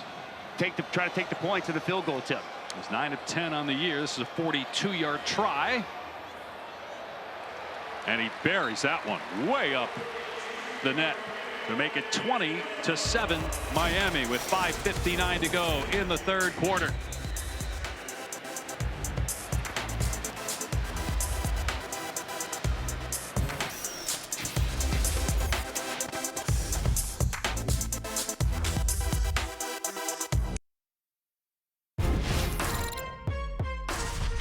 Comes down to this. Virginia Tech, they rule it a touchdown. The ruling on the field is reversed. He took a shot. The ruling on the field stands. It's 4th down. And the Canes have come all the way back. Hit as he throws. Touchdown Louisville. It's an incomplete pass. Miami will put this game to rest. Some controversial calls by officials and replay during these last 3 games. A 4-point win against Virginia Tech, coming back from 25 down to beat Cal on the road by 1. The 7-point win last week. So a far cry from what they did to teams the first 4 games of the year. Of course, the level of competition increasing since that time. And still leading here 20-7. Florida State with a big possession coming up. Take a look at this week's college football rankings brought to you by Capital One. Boy, Oregon just impressive. Destroyed Illinois earlier today. Boy, Nebraska, Ohio State, that was a lot closer than anybody had anticipated. Matt Rule's squad bounced back after getting blown out to Indiana, almost upsetting Ohio State. Texas barely gets out of Nashville with the win. LSU handling business so far. And how about Penn State right now? Down in Madison, Wisconsin to the Badgers. Boy, it really feels right now like Oregon's the best team. The only thing is, other than Ohio State, have they played the same competition that Georgia and LSU have played in the SEC? Toa-Philly on the run here on first down. Brought down to the 29, so gain of about 4. Georgia off, as you saw. This week will take on Florida. Next week, that game on ABC, 3:30 Eastern time. Don't forget later tonight, Colorado in action when we're done hosting Cincinnati. What a year. Coach Prime, Shedeur Sanders been outstanding. Travis Hunter's supposed to be back tonight. Cincinnati quietly 5-2. That's a good one in Boulder. So Kromenhoek staying in the game at quarterback for Mike Norvell in Florida State. Off play action, taking a shot, and in stride he hits Ja'Kai Douglas. Out of bounds at the 43-yard line. That's a gain of 28. Well, this is tight coverage out there on the perimeter from Hill, and just a perfectly thrown football. Ja'Kai Douglas wins off the line of scrimmage, gets a step, and with Luke Kromenhoek showing a lot of confidence and a big-time throw. They're in Miami territory at the 42. You see the numbers, both through the air and on the ground for Kromenhoek, the true freshman. He'll throw it here, stepping up, in trouble, and gets face planted for a sack at the 44 by Simeon Barrow Jr. Well, Simeon Barrow, he's just going to kind of float around the line of scrimmage. Doesn't get up the field, almost mirrors the quarterback, and good job by the big defensive tackle getting the freshman to the ground. Again, this is still a learning experience for Luke Kromenhoek, playing defense early on in his high school career and also receiver.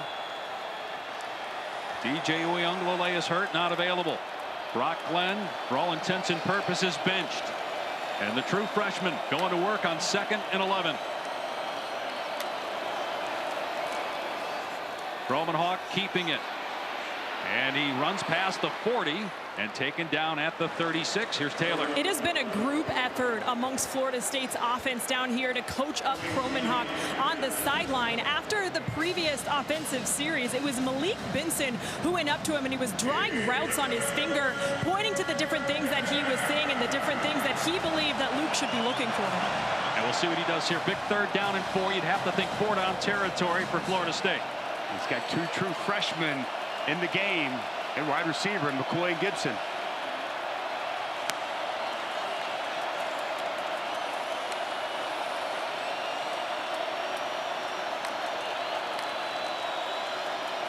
Miami coming after him. Kromenhoek's pass is high. Had Landon Thomas, the tight end, but misfire. And the offense staying on the field for 4th and 4 late in the 3rd, down 13. It's been pretty clear here in the second half. Already the 3rd, 4th down we've seen Mike Norvell go for.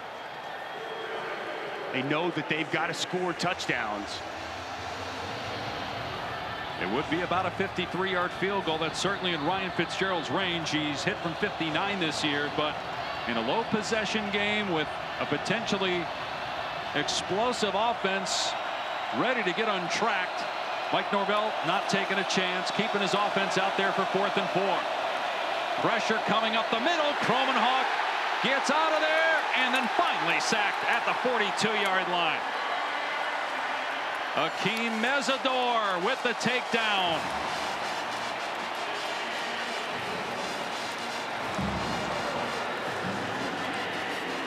Well, the true freshman quarterback, Lance Guidry's going to dial up the pressure. It's Bassett on the pressure. It's Mesidor with the sack. The 2nd 4th down stop for the Canes here in this second half.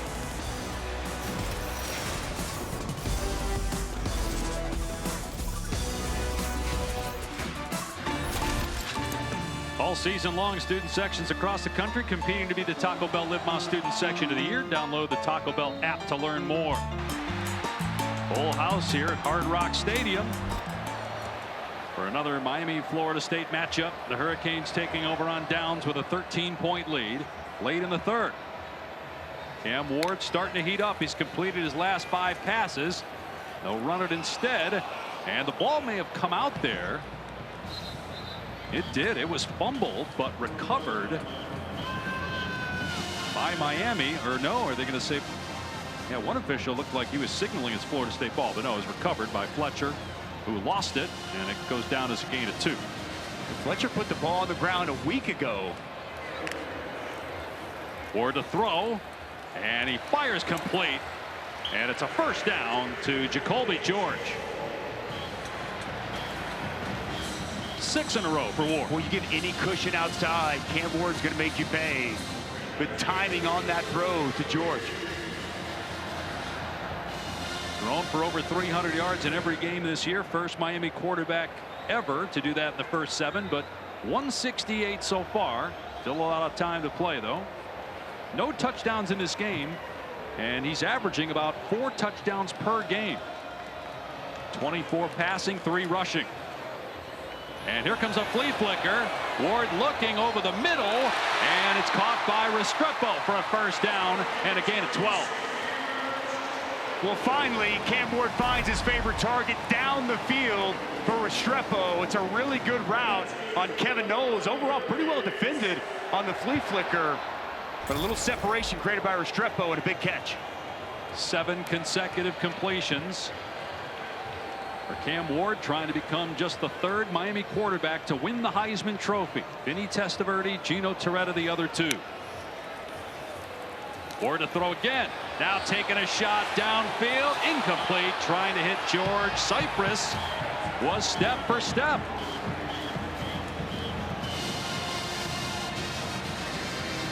Meanwhile, on that catch by Restrepo a moment ago, he passed Michael Irvin for number 3 all-time at Miami. Reggie Wayne up next, and Santana Moss number 1, and Restrepo will get there likely here in the next couple games. How about the names on that graphic?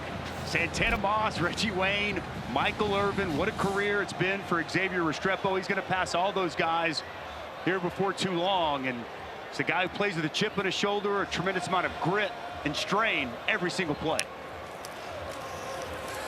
Ward gets rid of it quickly. It's juggled and incomplete through the hands of Horton, and almost picked off on the redirection by KJ Kirkland. So what Florida State needed but could not get a takeaway. But Horton just completely mishandles that. Doesn't watch the ball in, gets his eyes on the defender. He's trying to run with the ball before he possesses it. Now sets up 3rd and long, and we'll see if this Florida State defense can come up with another timely stop.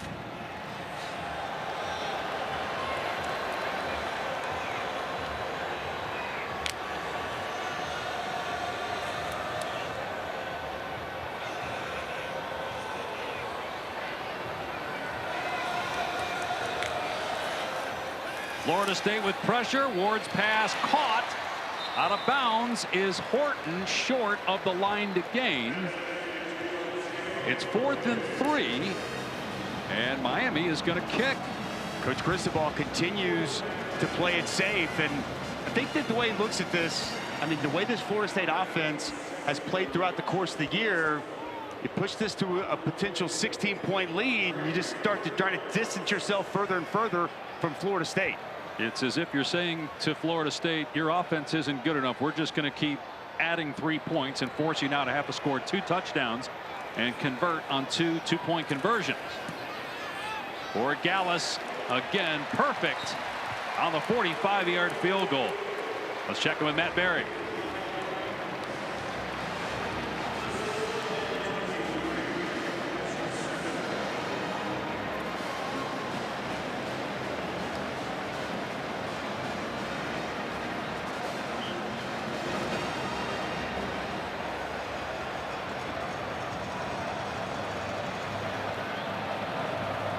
Boy, LSU, hard to believe they lost to USC the way they're playing right now. That defense under Blake Baker, what a turnaround from a year ago. They had the Heisman Trophy winner, but their defense was atrocious. They go get Blake Baker, and he's made all the world of difference. That was an A&M team we saw earlier this season. They've been playing some really good football, and they always typically play well there in College Station. Impressive. Here's Cam Ward throwing the tablet, really upset that they have not been able to convert on 3rd down when they get inside the opponent's 30-yard line. He's probably as frustrated as he's been this year. It just has come easy for him for the most part.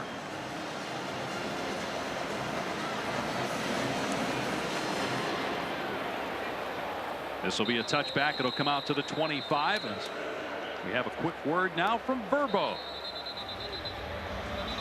Defenses so far have been stingy, and that really showed in the...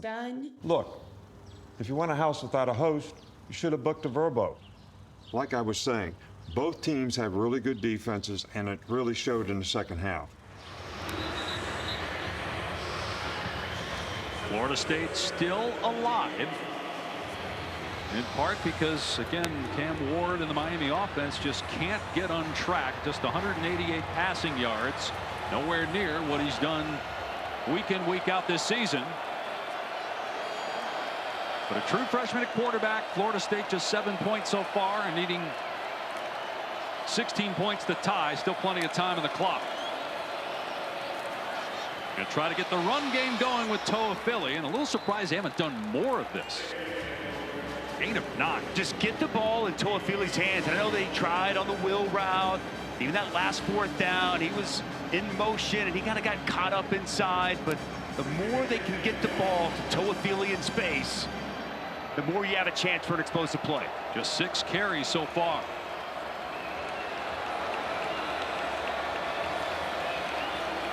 See if they elect to snap it here before the end of the quarter. Just try to hard count. Nope, they will run a play.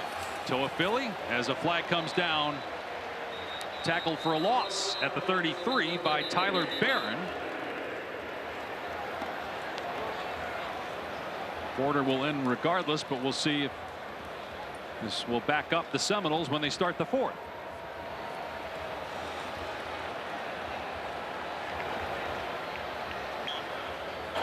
Holding offense number 53. That's a 10-yard penalty. Replay 2nd down. That penalty will be enforced to start the 4th quarter. Miami trying to get to 8-0 for the first time since 2017. We go to the 4th in Miami.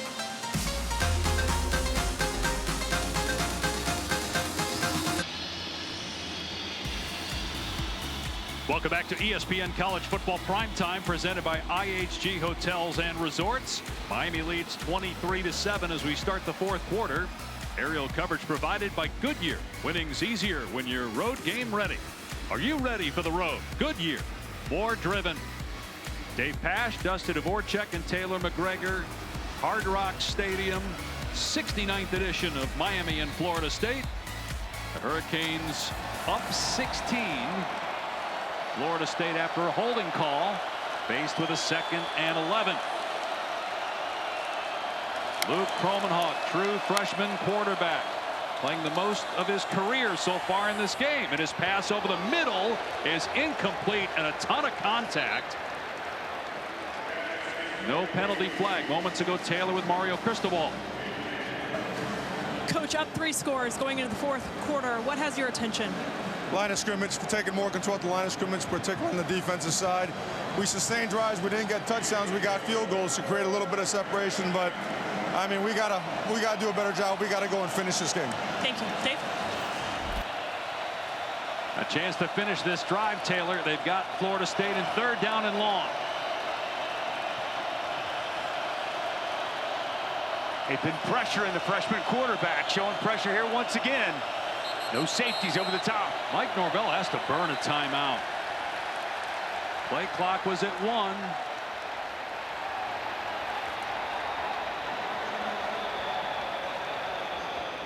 We'll kick off your week 8 with the countdown crew. Tua Tagovailoa is back for the Miami Dolphins. They'll play here tomorrow at 1 Eastern against Arizona. Also, the inspiring story of 49ers rookie Ricky Pearsall, plus all the latest from Adam Schefter. Sunday NFL Countdown, 10 a.m. Eastern on ESPN.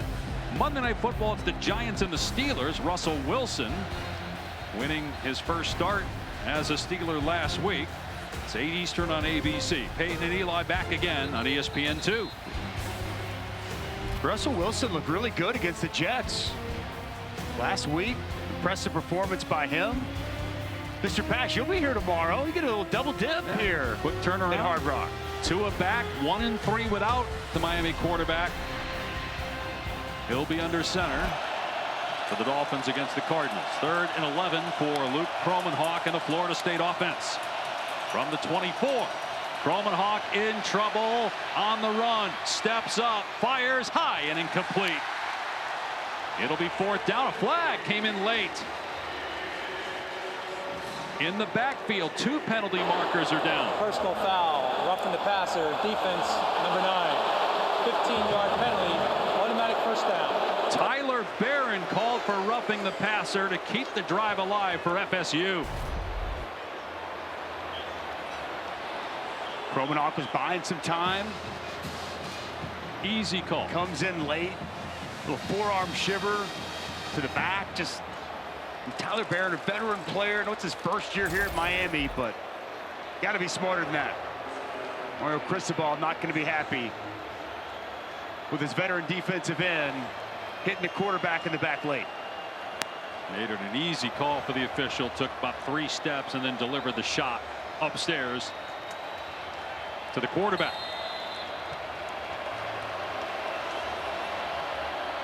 The biggest play came on a broken play, quarterback run on 4th and 1 that went for 42 yards. That's really been it for Florida State. Give to Keziah Holmes, and he's to the 45-yard line. So when they've run the ball on 1st down, they've been able to get yardage with their backs. Nice job off the right side. Little gap scheme run. Big hole opens up. Good productive positive yardage. Holmes, the bigger of these backs we've seen here tonight. Florida State 1-6 for the first time since 1975. Trying to turn its season around. Down 16. First team since 1956 to follow an unbeaten season in the regular year by a 1-6 record. Holmes with room off the left edge. Got a 1st down into Miami territory at the 48-yard line. Now zone running. Good job off the left side. Jacob Rizzi, the left guard, gets good movement. With that zone, you want to just get the defense moving, create some space. Good space created. Nice downhill running once again there from Holmes. Over 100 rushing yards on the day, about 5 yards a carry. Makai Danzy, a true freshman in it, running back now. A great speed. A true freshman running back. Explosive athlete. See if they try to get him the ball on the perimeter in space. He's about 6'2", Tallahassee native, and he'll get it. Tried to cut it back and did well to get close to the line of scrimmage. Ruben Bain Jr. missed 4 games due to injury, the ACC Defensive Rookie of the Year last season. We haven't called his name much, but Ruben Bain is so powerful, so disruptive. Splits a double team and makes this play in the backfield before Danzy can get going. He'll come off the field here for 2nd and 11.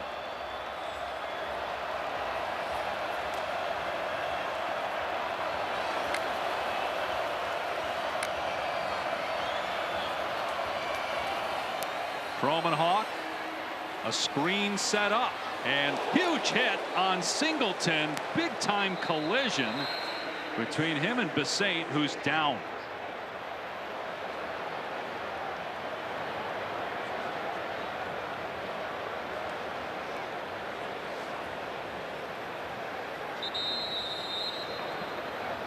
Helmet came off of Besaint after that hit. Hope he's okay. Back in a moment.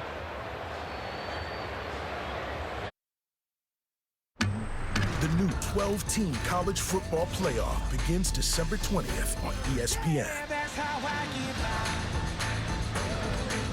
So Wesley Besaint walked under his own power off the field. So that's good news for Miami as you look at the Hurricanes and their chances to make the CFP. 87% right now. Clemson at 40%. They have a loss. Pitt undefeated at 7-0, but only a 20% chance according to the All-State playoff predictor. Pitt has SMU next week. Clemson has Louisville. Miami will face Duke. Good ACC race here coming down the stretch, Mr. Pash.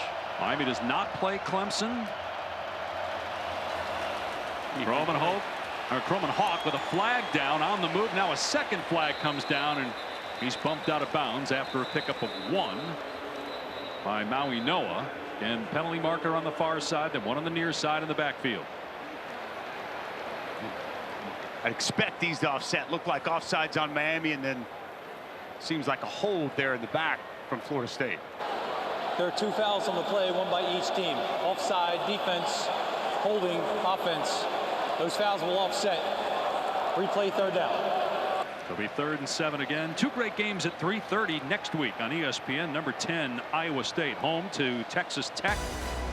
ABC, the world's largest outdoor party between Florida and 2nd-ranked Georgia over on ABC. Florida down its starting quarterback, Graham Mertz, for the year, so DJ Lagway will get the call. DJ Lagway was very good last week. But a win by Georgia going to Texas. That defense was ferocious. But Iowa State still undefeated for Matt Campbell this year. BYU got a big win, so it may come down to those 2 teams. Nobody really thought that going into the year for the Big 12 championship.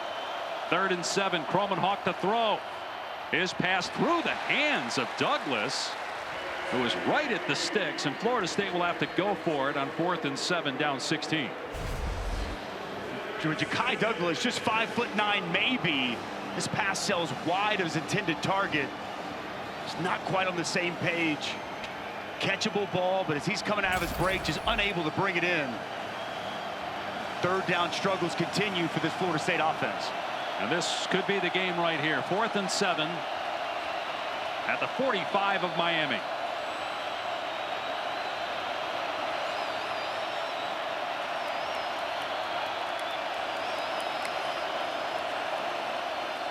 Only a 2-man rush. Croman Hawk taking a shot and knocked away at the last second.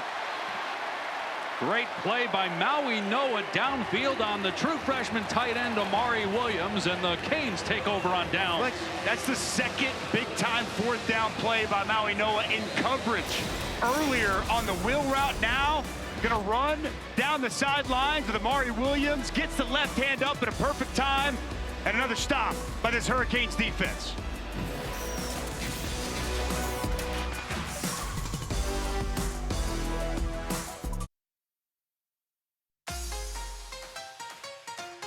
ESPN College Football Primetime is presented by IHG Hotels and Resorts. 19 hotel brands, 1 loyalty program. Download the app. And in part by Mercedes-Benz. But only that was our ride to the game tonight here at Hard Rock Stadium in Miami, and a gorgeous night. 69th meeting between Miami and Florida State. The last win in this series was back in 2020. Miami won 52-10 at home. A lot of people thought that might be the score of tonight's game coming in, but Florida State's hung around, and now Miami running. A.J. Allen, who is cut down at the 48 by Little, so a gain of 3. Nice job in the open field by Little Jr. coming down, making that tackle. There was a lot of space out in front for A.J. Allen. They leaned on A.J. Allen last week against Louisville. Crucial situation in the game. Running backs coach Matt Merritt believed in his veteran running back, put him in the game, and it paid dividends. Still no touchdowns accounted for Cam Ward. Going to throw it here on 2nd down. Sidearms it complete into Florida State territory to Brown. Be 3rd down and 4. We're so used to watching Cam Ward and Miami just destroy teams this year, as Brown a little shaken up after the play. Well, one of the things is they typically generate so many explosive plays. That's one thing that Florida State defensively has done a good job of tonight, limiting the explosive plays from Cam Ward in this offense. Miami hosts Duke next week, still has to go to Georgia Tech and Syracuse, and plays Wake Forest here. They do not face Clemson. They do not play Pitt in the regular season. Currently ranked 6th in the country. after being 19th preseason. Ward on third down, backing up, setting up a screen, and the catch is made, but an immediate tackle short of the line to gain by about a yard. Boy, that was a nice spot. Big hit by Ashlyn Barker, and Miami's going to go for it on 4th and 1. Yeah, heavy personnel, bring in the extra tight ends and lean on this offensive line. Mark Fletcher checks in. He's been their short yardage back quite a bit as of late. They could lean on Martinez or Fletcher, but it'll be Fletcher here again on 4th and short. Chance to maybe put the game away for all intents and purposes by picking up a 4th down and 1. Fletcher got it easily. That'll keep the drive going for Miami. And now the Hurricanes can work that clock. Little blip shot from up top. Good push. See Poole, left guard, Matthew McCoy. 4 tight ends in the game as they convert once again on 4th and short. Well, Miami showing that it can beat you different ways with the explosive plays through the air or an excellent rushing attack with multiple backs coming at you, as we've seen here tonight. Ward will throw it on 1st down, and his pass on target to Restrepo. A flag comes flying in. Restrepo on the catch at the 30.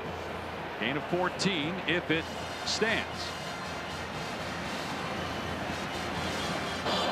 Pass interference, offense, number 2.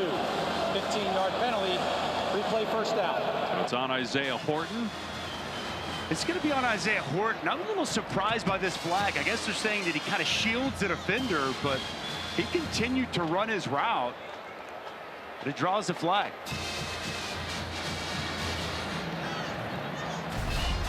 So it's going to be 1st and 25 for Miami. Yeah, so Isaiah Horton's going to work up. You're going to see him shield the defender, but as he continues to work up his route, just draws the flag.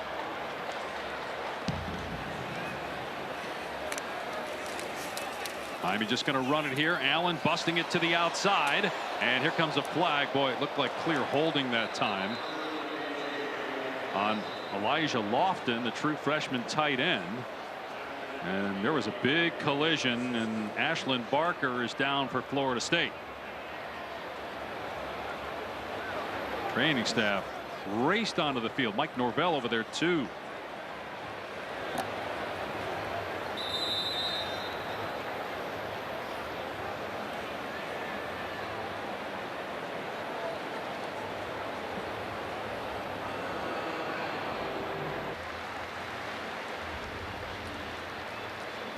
Well, great to see Ashlyn Barker on his feet after this huge collision with A.J. Allen.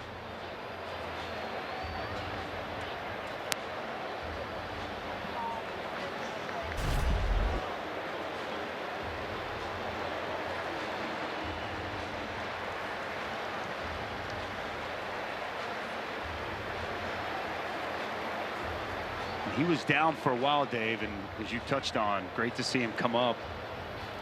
Allen delivered a serious hit, and Barker went straight to the ground. Scary.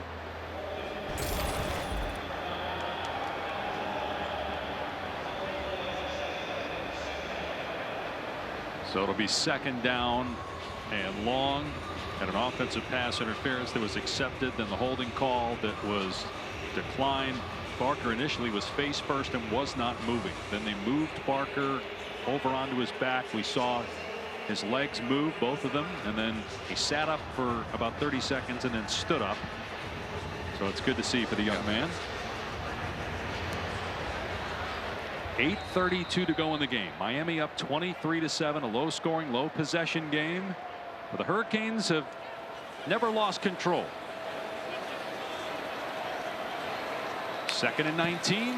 Ward back to throw. And Ward is going to get sacked again by Darrell Jackson Jr. He's been in the backfield a lot. That's going to be a loss on the play of 3. Well, he continues to play well. He had his best game a week ago, his 2nd sack. Watch the power and the strength. He's got long arms, and he utilizes these as he just walks Matthew McCoy in the backfield, sheds the block. and gets Cam Ward to the ground. That's 13 sacks now in the last 4 games surrendered by Miami. Got to be concerned going forward, doing a better job protecting Cam Ward. 4 sacks for FSU today against Ward, and it's 3rd and 22. And Florida State not done, but remember they surrendered 3rd and 20 conversion by Miami in the first half. Ward sensed the pressure at that time. In trouble still, though, moving around, looking downfield, and a flag comes down. His pass is caught by Fletcher, about 9 yards short of a first down. And let's see what the flag is about. Pressure from Marvin Jones Jr. His dad was an All-America at Florida State. Jones started out at Georgia, then transferred to FSU. Holding defense, number 20. Wow. 10-yard penalty, automatic first down. And the only reason this happens is Cam Ward just buys time. And you touched on it. Marvin Jones Jr. gets the initial pressure. Cam Ward steps up, just buys time. And it's so difficult to cover for that long against wide receivers. Blake Nicholson caught on a wide receiver. Trying to stay in coverage here with Mark Fletcher out of the backfield. And as he gets away from Nicholson, draws the flag. I mean, clearly was holding the running back. It's been that kind of a year. You saw Mike Norvell kind of look to the heavens after the penalty as if to say, when's it going to end? They're headed to a 1-7 record for the first time in 50 years after going undefeated in the regular season last year. And yes, losing Jordan Travis was big. We saw it in the ACC title game. They still won the game, but only threw for about 80 yards. And they got blown out by Georgia in the bowl game after not making the college football playoff. Run play here to Fletcher on first down. But I think going into the year, the expectations were still that Florida State would be in the playoff mix this year. They're not only not in the playoff mix, they're one of the worst teams in the country right now. Well, they were a favorite to win the ACC right there at the very top with Clemson. And the expectation was that with a lot of the offensive line coming back to be able to run the football, play great defense with an outstanding defensive line, and brought in DJ Uyunglele, a veteran quarterback, and with a strong running game, good defense, they'd be able to win a lot of games. And they have not run the football effectively. They've had poor quarterback play, and the defense hasn't been quite as stifling as most people anticipated. And Fletcher on 2nd and 6, pushing the pile, and a first down. And not that it would fix everything, but boy, what a difference a quarterback makes. As we can see with the impact Cam Ward has had on this Miami football team and the lack of impact they've had at the quarterback position this entire season. And I mean, you're reaching historic status here with this fall from grace from where they were a season ago to the way this season continues to unfold. Florida State still has to play at Notre Dame and Florida. They do have Charleston Southern and a game against North Carolina on the schedule. North Carolina beat Virginia today. Downfield throw from Ward. Going to be a flag here. Horton the intended target. Jones in coverage.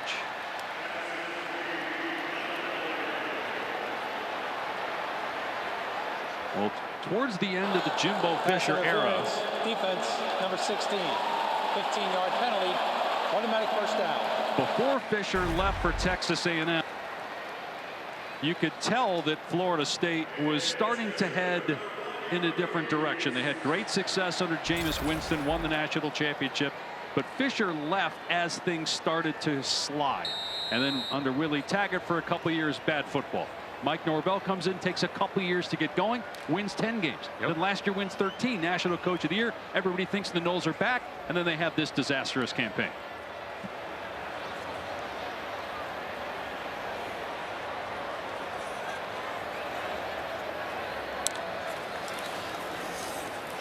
Ward to throw. Over the middle, complete inside the 10 to Isaiah Horton. It'll be 1st and goal. Cam Ward trying to get his first touchdown of the night. He'll have an opportunity. Nice route by Isaiah Horton. Got a simple dig. The delivery from Cam Ward. Saw the one drop from Horton, but he's really picked his game up. Coming into this 4 straight games with a touchdown catch. Continues to be that number 2 option outside of Restrepo. Had the game-winning touchdown against Virginia Tech prior to all the controversy at the end. Ruled a catch on a Hail Mary by Tech, then overturned by replay, resulting in a Miami win.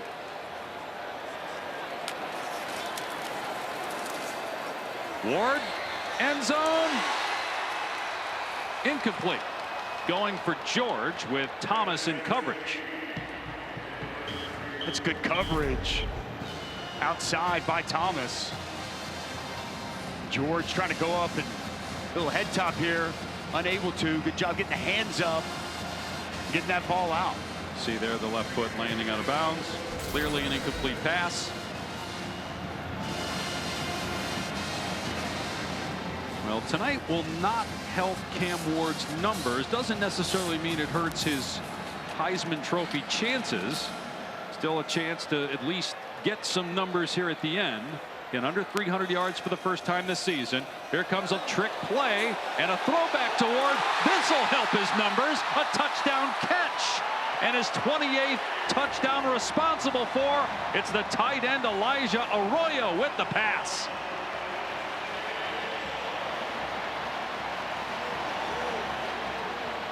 They'll put that on the flyer they send out to all the Heisman Trophy voters.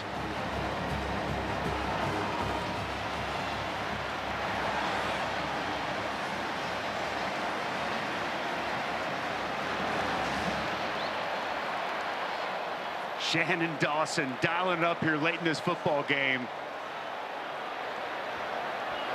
They're going for 2, which is interesting. Perhaps has something to do with the rivalry. Perhaps looking again to add numbers for Cam Ward. But at this point, I mean, the game's over. 4.5 to go. You're up 22. It's a 3-score game as it stands right now. Now timeout from Miami.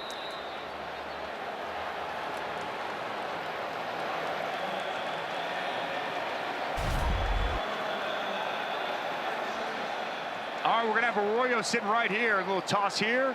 They're going to work back. And then Cam Ward, nobody going to be with him. Has a little reverse. Tight end, throw back to the quarterback. But the touch from Elijah Arroyo, the lefty. Put it right where it needs to be for Cam Ward. Good job by him selling it initially, just kind of walking the other way. Identified late by Florida State, a walk-in touchdown. You know, you mentioned about, kind of Cam Ward there to pat his stance, and obviously now he's got a touchdown on the board, he didn't throw for it, but we asked him about that. We had a chance to talk with him this week about being the Heisman. He's like, I don't care. I don't want to talk about it. I want to win games. I want to win an ACC championship. I want to go to the college football playoff. And as we talked to the staff, they said he is not accolade driven. He is all business and all about winning. And he's put his team in a position now, about to move to 8-0 as they continue to rack up wins. Well, again, that chip remains on that shoulder from not getting recruited out of high school except by Incarnate Word in San Antonio. That's where he started his collegiate career. Then Washington State and now Miami. Ward to throw, going for 2 points. Being chased, backing up, still backing up, and then just throwing it out of bounds. Let's go to Matt Berry in the studio.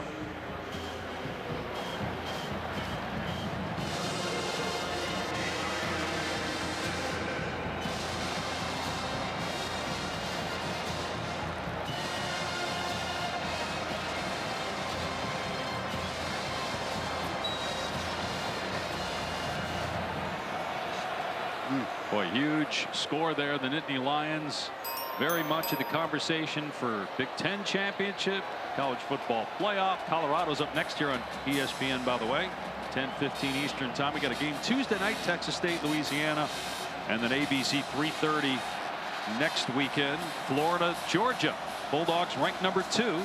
Oregon is the only team ahead of them right now in the polls, and they'll stay there after blasting Illinois today. Are you a believer based on what you've seen from Miami today? Ranked 6th in the country. Is that about where they should be? Should they be higher? Do you send them back a little bit? What do you think? They've got all the components to be right where they should be.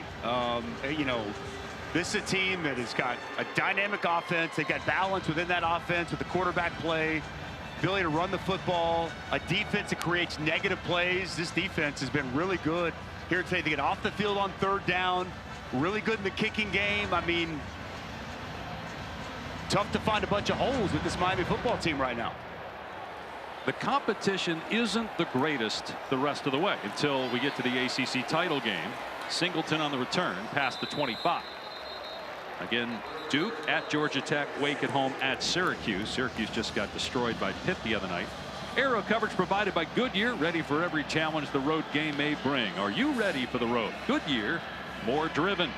We had Clemson a few weeks ago at Wake. And I think that, and we'll see, there's a lot of football left to be played. Pitt's still undefeated. They got SMU next week. SMU's winning at Duke right now. And they're clearly going to play a factor in this. But, I mean, it does feel like right now, Clemson, Miami, the best two teams in the ACC. And as you referenced earlier, they don't play in the regular season. Definitely feels like a matchup we could see in Charlotte coming up in December. Brock Glenn back to throw. He's back in a quarterback. And being chased, he throws it away.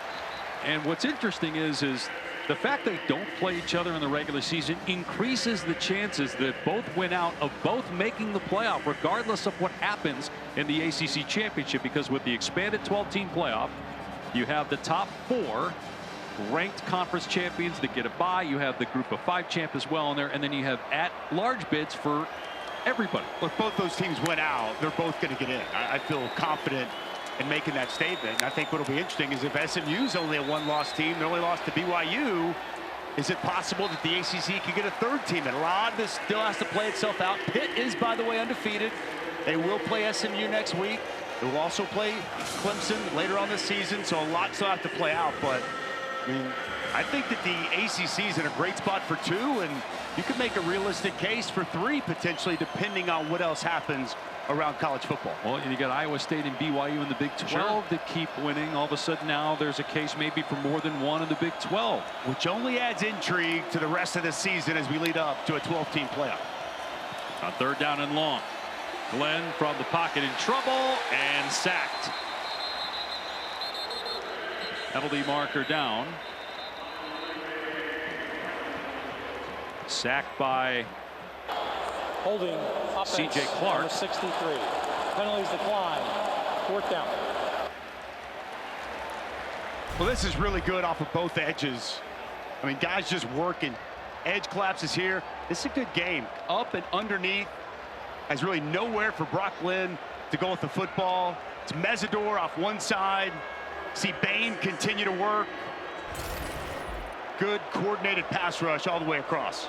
And at this point, a 4th down and 16. A little surprised, but I think Mike Norvell also realizes that if we go for it and don't get it, Miami clearly wants to put the foot to the throat. They're going to go try to score, and it's been bad enough. So let's just punt it.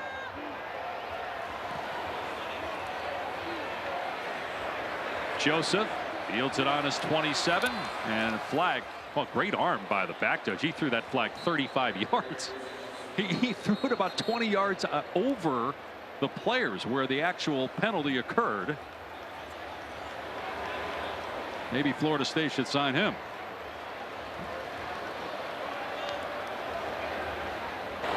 During the kick, holding receiving team number 29. 10-yard penalty. 1st down. All right, so here's, if the playoffs started today, what the 12-team bracket would look like. And again, you've got the top 4 conference champions getting the bye. So right now it's Iowa State and Miami in the Big 12 and the ACC. So you got Boise State is your group of 5 champ. You have 2 ACC, 2 Big 12. I mean, somebody really good. If this is how it ends up, which again, a lot of time, but you're going to have a great SEC or Big 10 team getting left out. And really, that's what's going to be interesting is that team like, Ole Miss, which still obviously a lot of games left, but if they somehow win out, is a 2-loss Ole Miss team better than a 1-loss Penn State team? Let the debating begin, Dave Pasch. Because that's what it'll be. It'll be spirited debate. Oh, what a run! Damian Martinez breaking free. And out of bounds at the 30-yard line. Now Martinez was stopped for all intents and purposes, but he just kept the feet moving for 53 yards. This is reminiscent to what we saw last week Look at all the linemen, everybody just continuing to push. That pile keeps moving. Little help from Inez Cooper. His right guard kind of pulls him out. Martinez hits the sidelines. And a massive run, and one that I can assure you Mario Cristobal is going to absolutely love. It's back-to-back weeks where we've seen this offensive line continue through the whistle push, and his running backs continuing to churn out yards. Close calls, dangerous living by Miami the last 3 games, but not tonight. Ward in trouble, though, and gets rid of that as there's pressure in his face. Aaron Hester in the backfield for FSU. Smart by Cam Ward. Pressure coming immediately outside the pocket. Gets that pass out in front of the line of scrimmage. And you touched on it earlier. You're still throwing the football. Something tells me 45-3 might have been brought up a couple times throughout the course of the week in the preparation. That obviously being the score from 2 years ago when Florida State came in here and got after Miami. When you asked Mario Cristobal what this rivalry meant to him, I thought at first he thought maybe that you weren't done with your question. He just stared for about 30 seconds as Miami runs the ball here to Martinez. He paused and paused and paused. And I thought, did the Zoom freeze? Did he not think you were done? And then he started. And it was, when we had Ray Lewis voice our tease, what he said to us, you could have used that as a tease to get you fired up for the game. And I think in part because he didn't like to be embarrassed to begin with, certainly not by his arch rival, being a guy that grew up here, played here, coached here many times, and now the head man after what was done to him 2 years ago here. And he said it just means so much, this rivalry. It's the embodiment of bad blood, physicality, intensity. He'd say there's a football respect and appreciation between these two programs, but you could tell he was ready for this game tonight. Another great run after contact by Damian Martinez. First down to the 12. And that takes us to the 2-minute timeout. Miami on its way to 8-0 for the first time since 2017.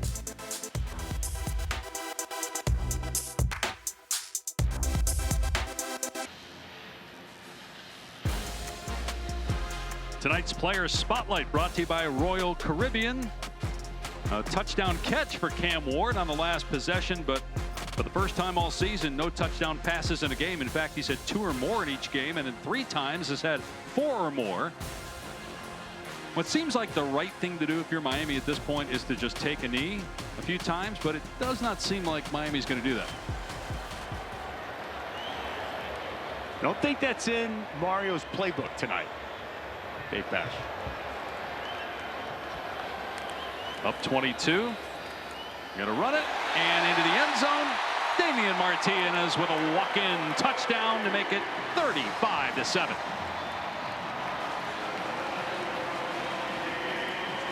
Well, this has really been the story of this ball game. Their ability to run the football downhill and right down Main Street. Interior blocking for Miami tonight has been outstanding. Nice big hole. A stroll to the end zone by Damian Martinez.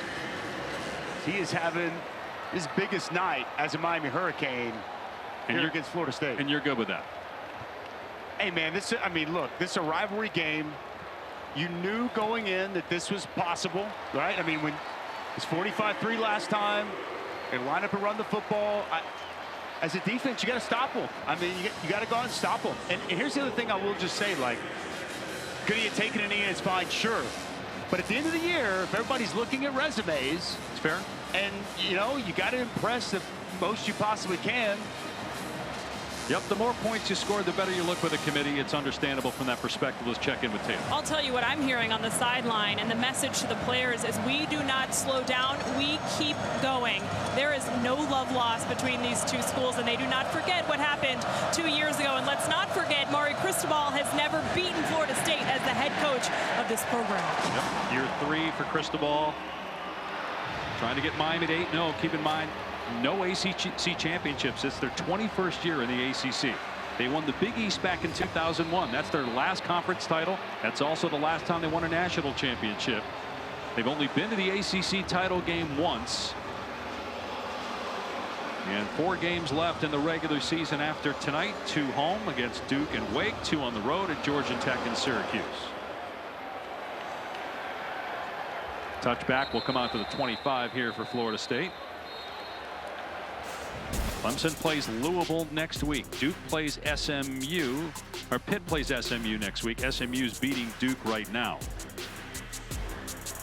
It's going to be fun down the stretch. Virginia Tech also. I believe Clemson goes to Virginia Tech here in a few weeks. I mean, I don't have to remind Miami fans or people who've shown the highlight tonight how close Virginia Tech was to winning right here in this building not very long ago. It's an interesting team with just 1 loss in ACC play and a lot of expectations with Kyron Drones back at quarterback coming into the season. Starting to play their best football. Glenn on first down, throws low, incomplete. So you've seen Clemson in person, yep. You've seen Miami in person. Who's the better team right now? Well, I think it's a coin flip right now, Dave. I really do. Kate Klubnik's playing so well. The physicality I saw from Clemson's offensive line has been much better than it has been in recent years. That's a tough one to call. I mean, I think it could go either way. I think that's what's going to make so much fun here down the stretch, especially if we get that matchup in an ACC championship. And don't sleep on Pitt the way the Panthers are playing right now. To the sideline. And it's caught by LaWayne McCoy. Surprised you didn't call me out for kind of being on the fence there. I'm with you. I just think it's close. I think it's really really close. Yeah, it's really hard to say. If you just judge Clemson off the Georgia game, you're going to say Miami, but they look like a different team since then. Right. The All-State playoff predictor has Miami with an 87% chance, and Clemson. I'm actually surprised it's that low, because their 1 loss is against the number 2 team in the country that right now they only have a 40% chance of making it.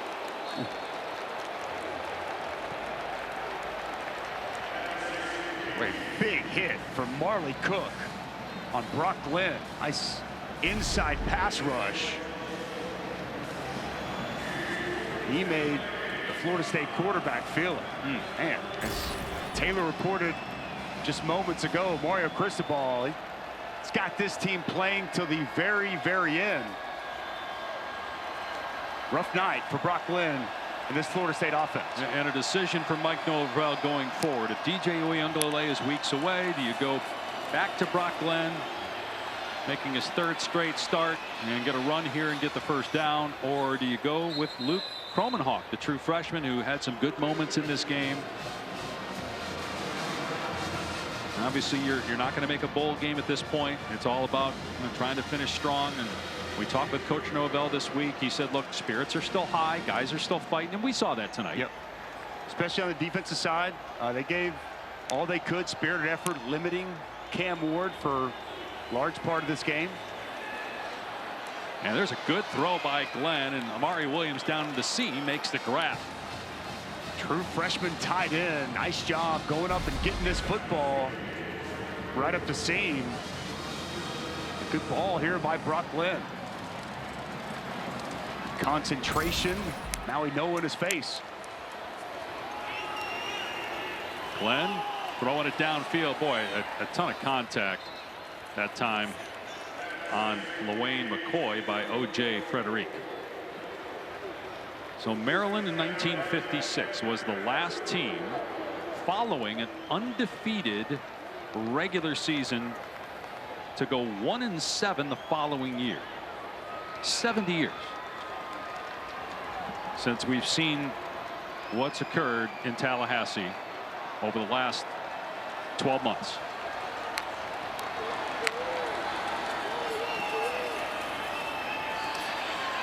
Went over the middle. Incomplete. Inside a minute to go.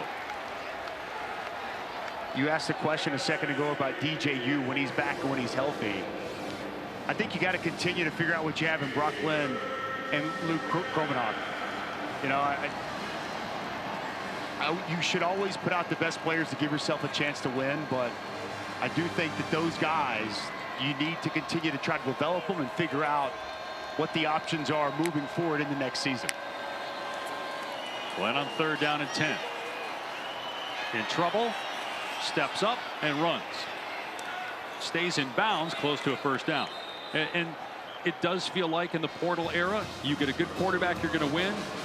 You make a mistake with the portal, you're not going to win. And that really is on display in this game. Cam Ward was, arguably the top quarterback in the portal. He ends up at Miami. DJ Uiagalelei had been up and down in his career. Florida State thought that he would be the guy to keep this train on the tracks, and he didn't play very well, then got hurt. And the backups behind him, very young and inexperienced, as Glenn throws it away here. It's not all on that. I mean, there's other components. I mean, offensive line, lack of running game, receivers dropping passes, a defensive line that's been good but maybe not as elite as advertised heading into the season. I mean, it's not all just on that, but that position hasn't elevated everyone else, as we've seen that be the exact case here at Miami with the impact Cam Ward has had. Bottom line is, it's quite shocking to see what we saw with Florida State. What hasn't happened in 70 years, as the graphic showed. I mean, I think that tells the story. Glenn, his pass broken up. I mean, that close as a flag is thrown to a college football playoff berth last year, to one win through October the next season. Pass interference, defense number 7. Penalties an automatic first down. And knowing Mike Norvell, he's not going to let up on the players. And these players, I don't think, will let up either, just based on everybody we've spoken with, the players and the coaches, about the character of these guys. They're going to keep fighting. The question is, when you start thinking about the future, and you've got to figure out what you're doing at quarterback, to your point, but it is more than that. And how deep does it go in terms of the lack of depth at certain positions and how that could impact next year? Almost feels like Florida State's back where it was a few years ago when Norvell took over. That pass through the hands of McCoy incomplete.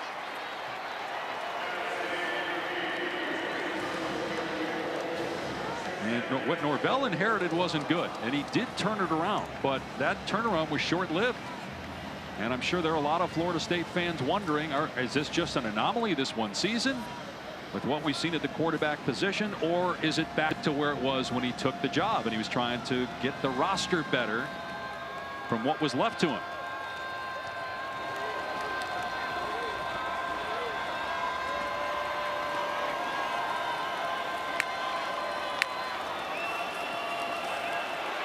Glenn over the middle, incomplete. Trying to hit Portier. And the first 2 years, 8-13 record, but then 23-4 in 2022 and 2023. So perhaps this year just is an anomaly. We're going to find out. One that I don't think, safely say, no one saw coming to this degree. And where does Mike Norvell and this program go from here? All eyes will continue to be on this Seminoles program.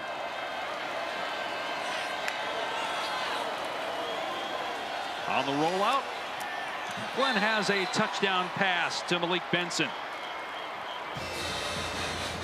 Again, FSU showing some fight, not quitting, going down the field.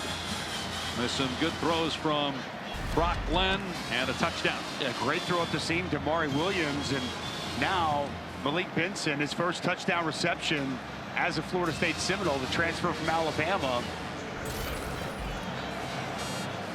Put 6 on the board. Ryan Fitzgerald on for the point after.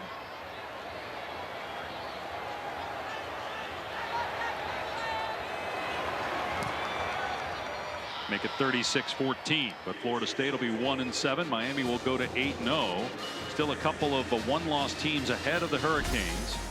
They've got Duke coming here next week. Don't know just yet. Kick time for that, network for that. Obviously, all these games will be on the ESPN networks. At Georgia Tech, Wake Forest here at home, and then at Syracuse. 58th toughest remaining strength of schedule according to ESPN FPI. That Duke game will be fascinating. I think Miami knows that head coach of the Blue Devils pretty well, as he spent time here as a coordinator and as a head coach. And Duke's been playing pretty well in a tussle tonight. They're at home with SMU. You still would have to think, though, that in these 4 games, Miami's probably favored heavily in all of them. They will be. Absolutely. And Cam Ward, just based on all the stuff we were talking about, him and his character and playing with a chip on his shoulder, He threw at one point in this game. He took the tablet and chucked it. He was not happy with the offense's inability to score in the red zone. So just another way for him to motivate himself for the stretch run. Statistically, and again, I'm using that word statistically as a qualifier, it's his worst game. He still played well, but the numbers nowhere near what they were the first 7 games of the year. No question. Some of that you got to give credit to Florida State's defense. Secondary did a nice job. And Miami took full advantage of what they're able to do on the ground tonight by running for 224 yards. Now, instead of an onside kick, just a pooch kick downfield, and Restrepo with the fair catch. Well, we got another Heisman candidate coming up next year on ESPN. Shedeur Sanders of Colorado. And Travis Hunter, of course, does so many different things. Dylan Gabriel's got Oregon #1 in the country. Ashton Jeanty, the outstanding running back from Boise State. Kate Klubnik in the conversation now as well. Ashton Jeanty, Boise State, they got a big win last night. His numbers were down a little bit. Still went for 100 yards and had the go-ahead touchdown late in that ball game. Dylan Gabriel lit it up there today. Kate Klubnik's just been on fire with that offense. And I hope Travis Hunter's able to stay healthy. He's been banged up the last couple of games. Not pictured that Shedeur Sanders. He's been excellent this year. They're running that offense for Colorado as the Buffaloes and Cincinnati on as soon as we get off the air out there in Boulder. So Ross Poffenbarger in the game at quarterback, and they're just going to run it here on the final play. And Miami goes to 8-0 for the first time since 2017 when it started the year 10-0 and made it all the way to the ACC title game for the first time. It ends a 3-game losing streak to rival Florida State. Final score, Canes 36, Florida State 14. Cincinnati, Colorado coming up next. For Dusty Dvorak, Taylor McGregor, our entire crew, I'm Dave Pasch saying so long from the U, now to Boulder. Mark Jones, Roddy Jones, Quint Kesnick.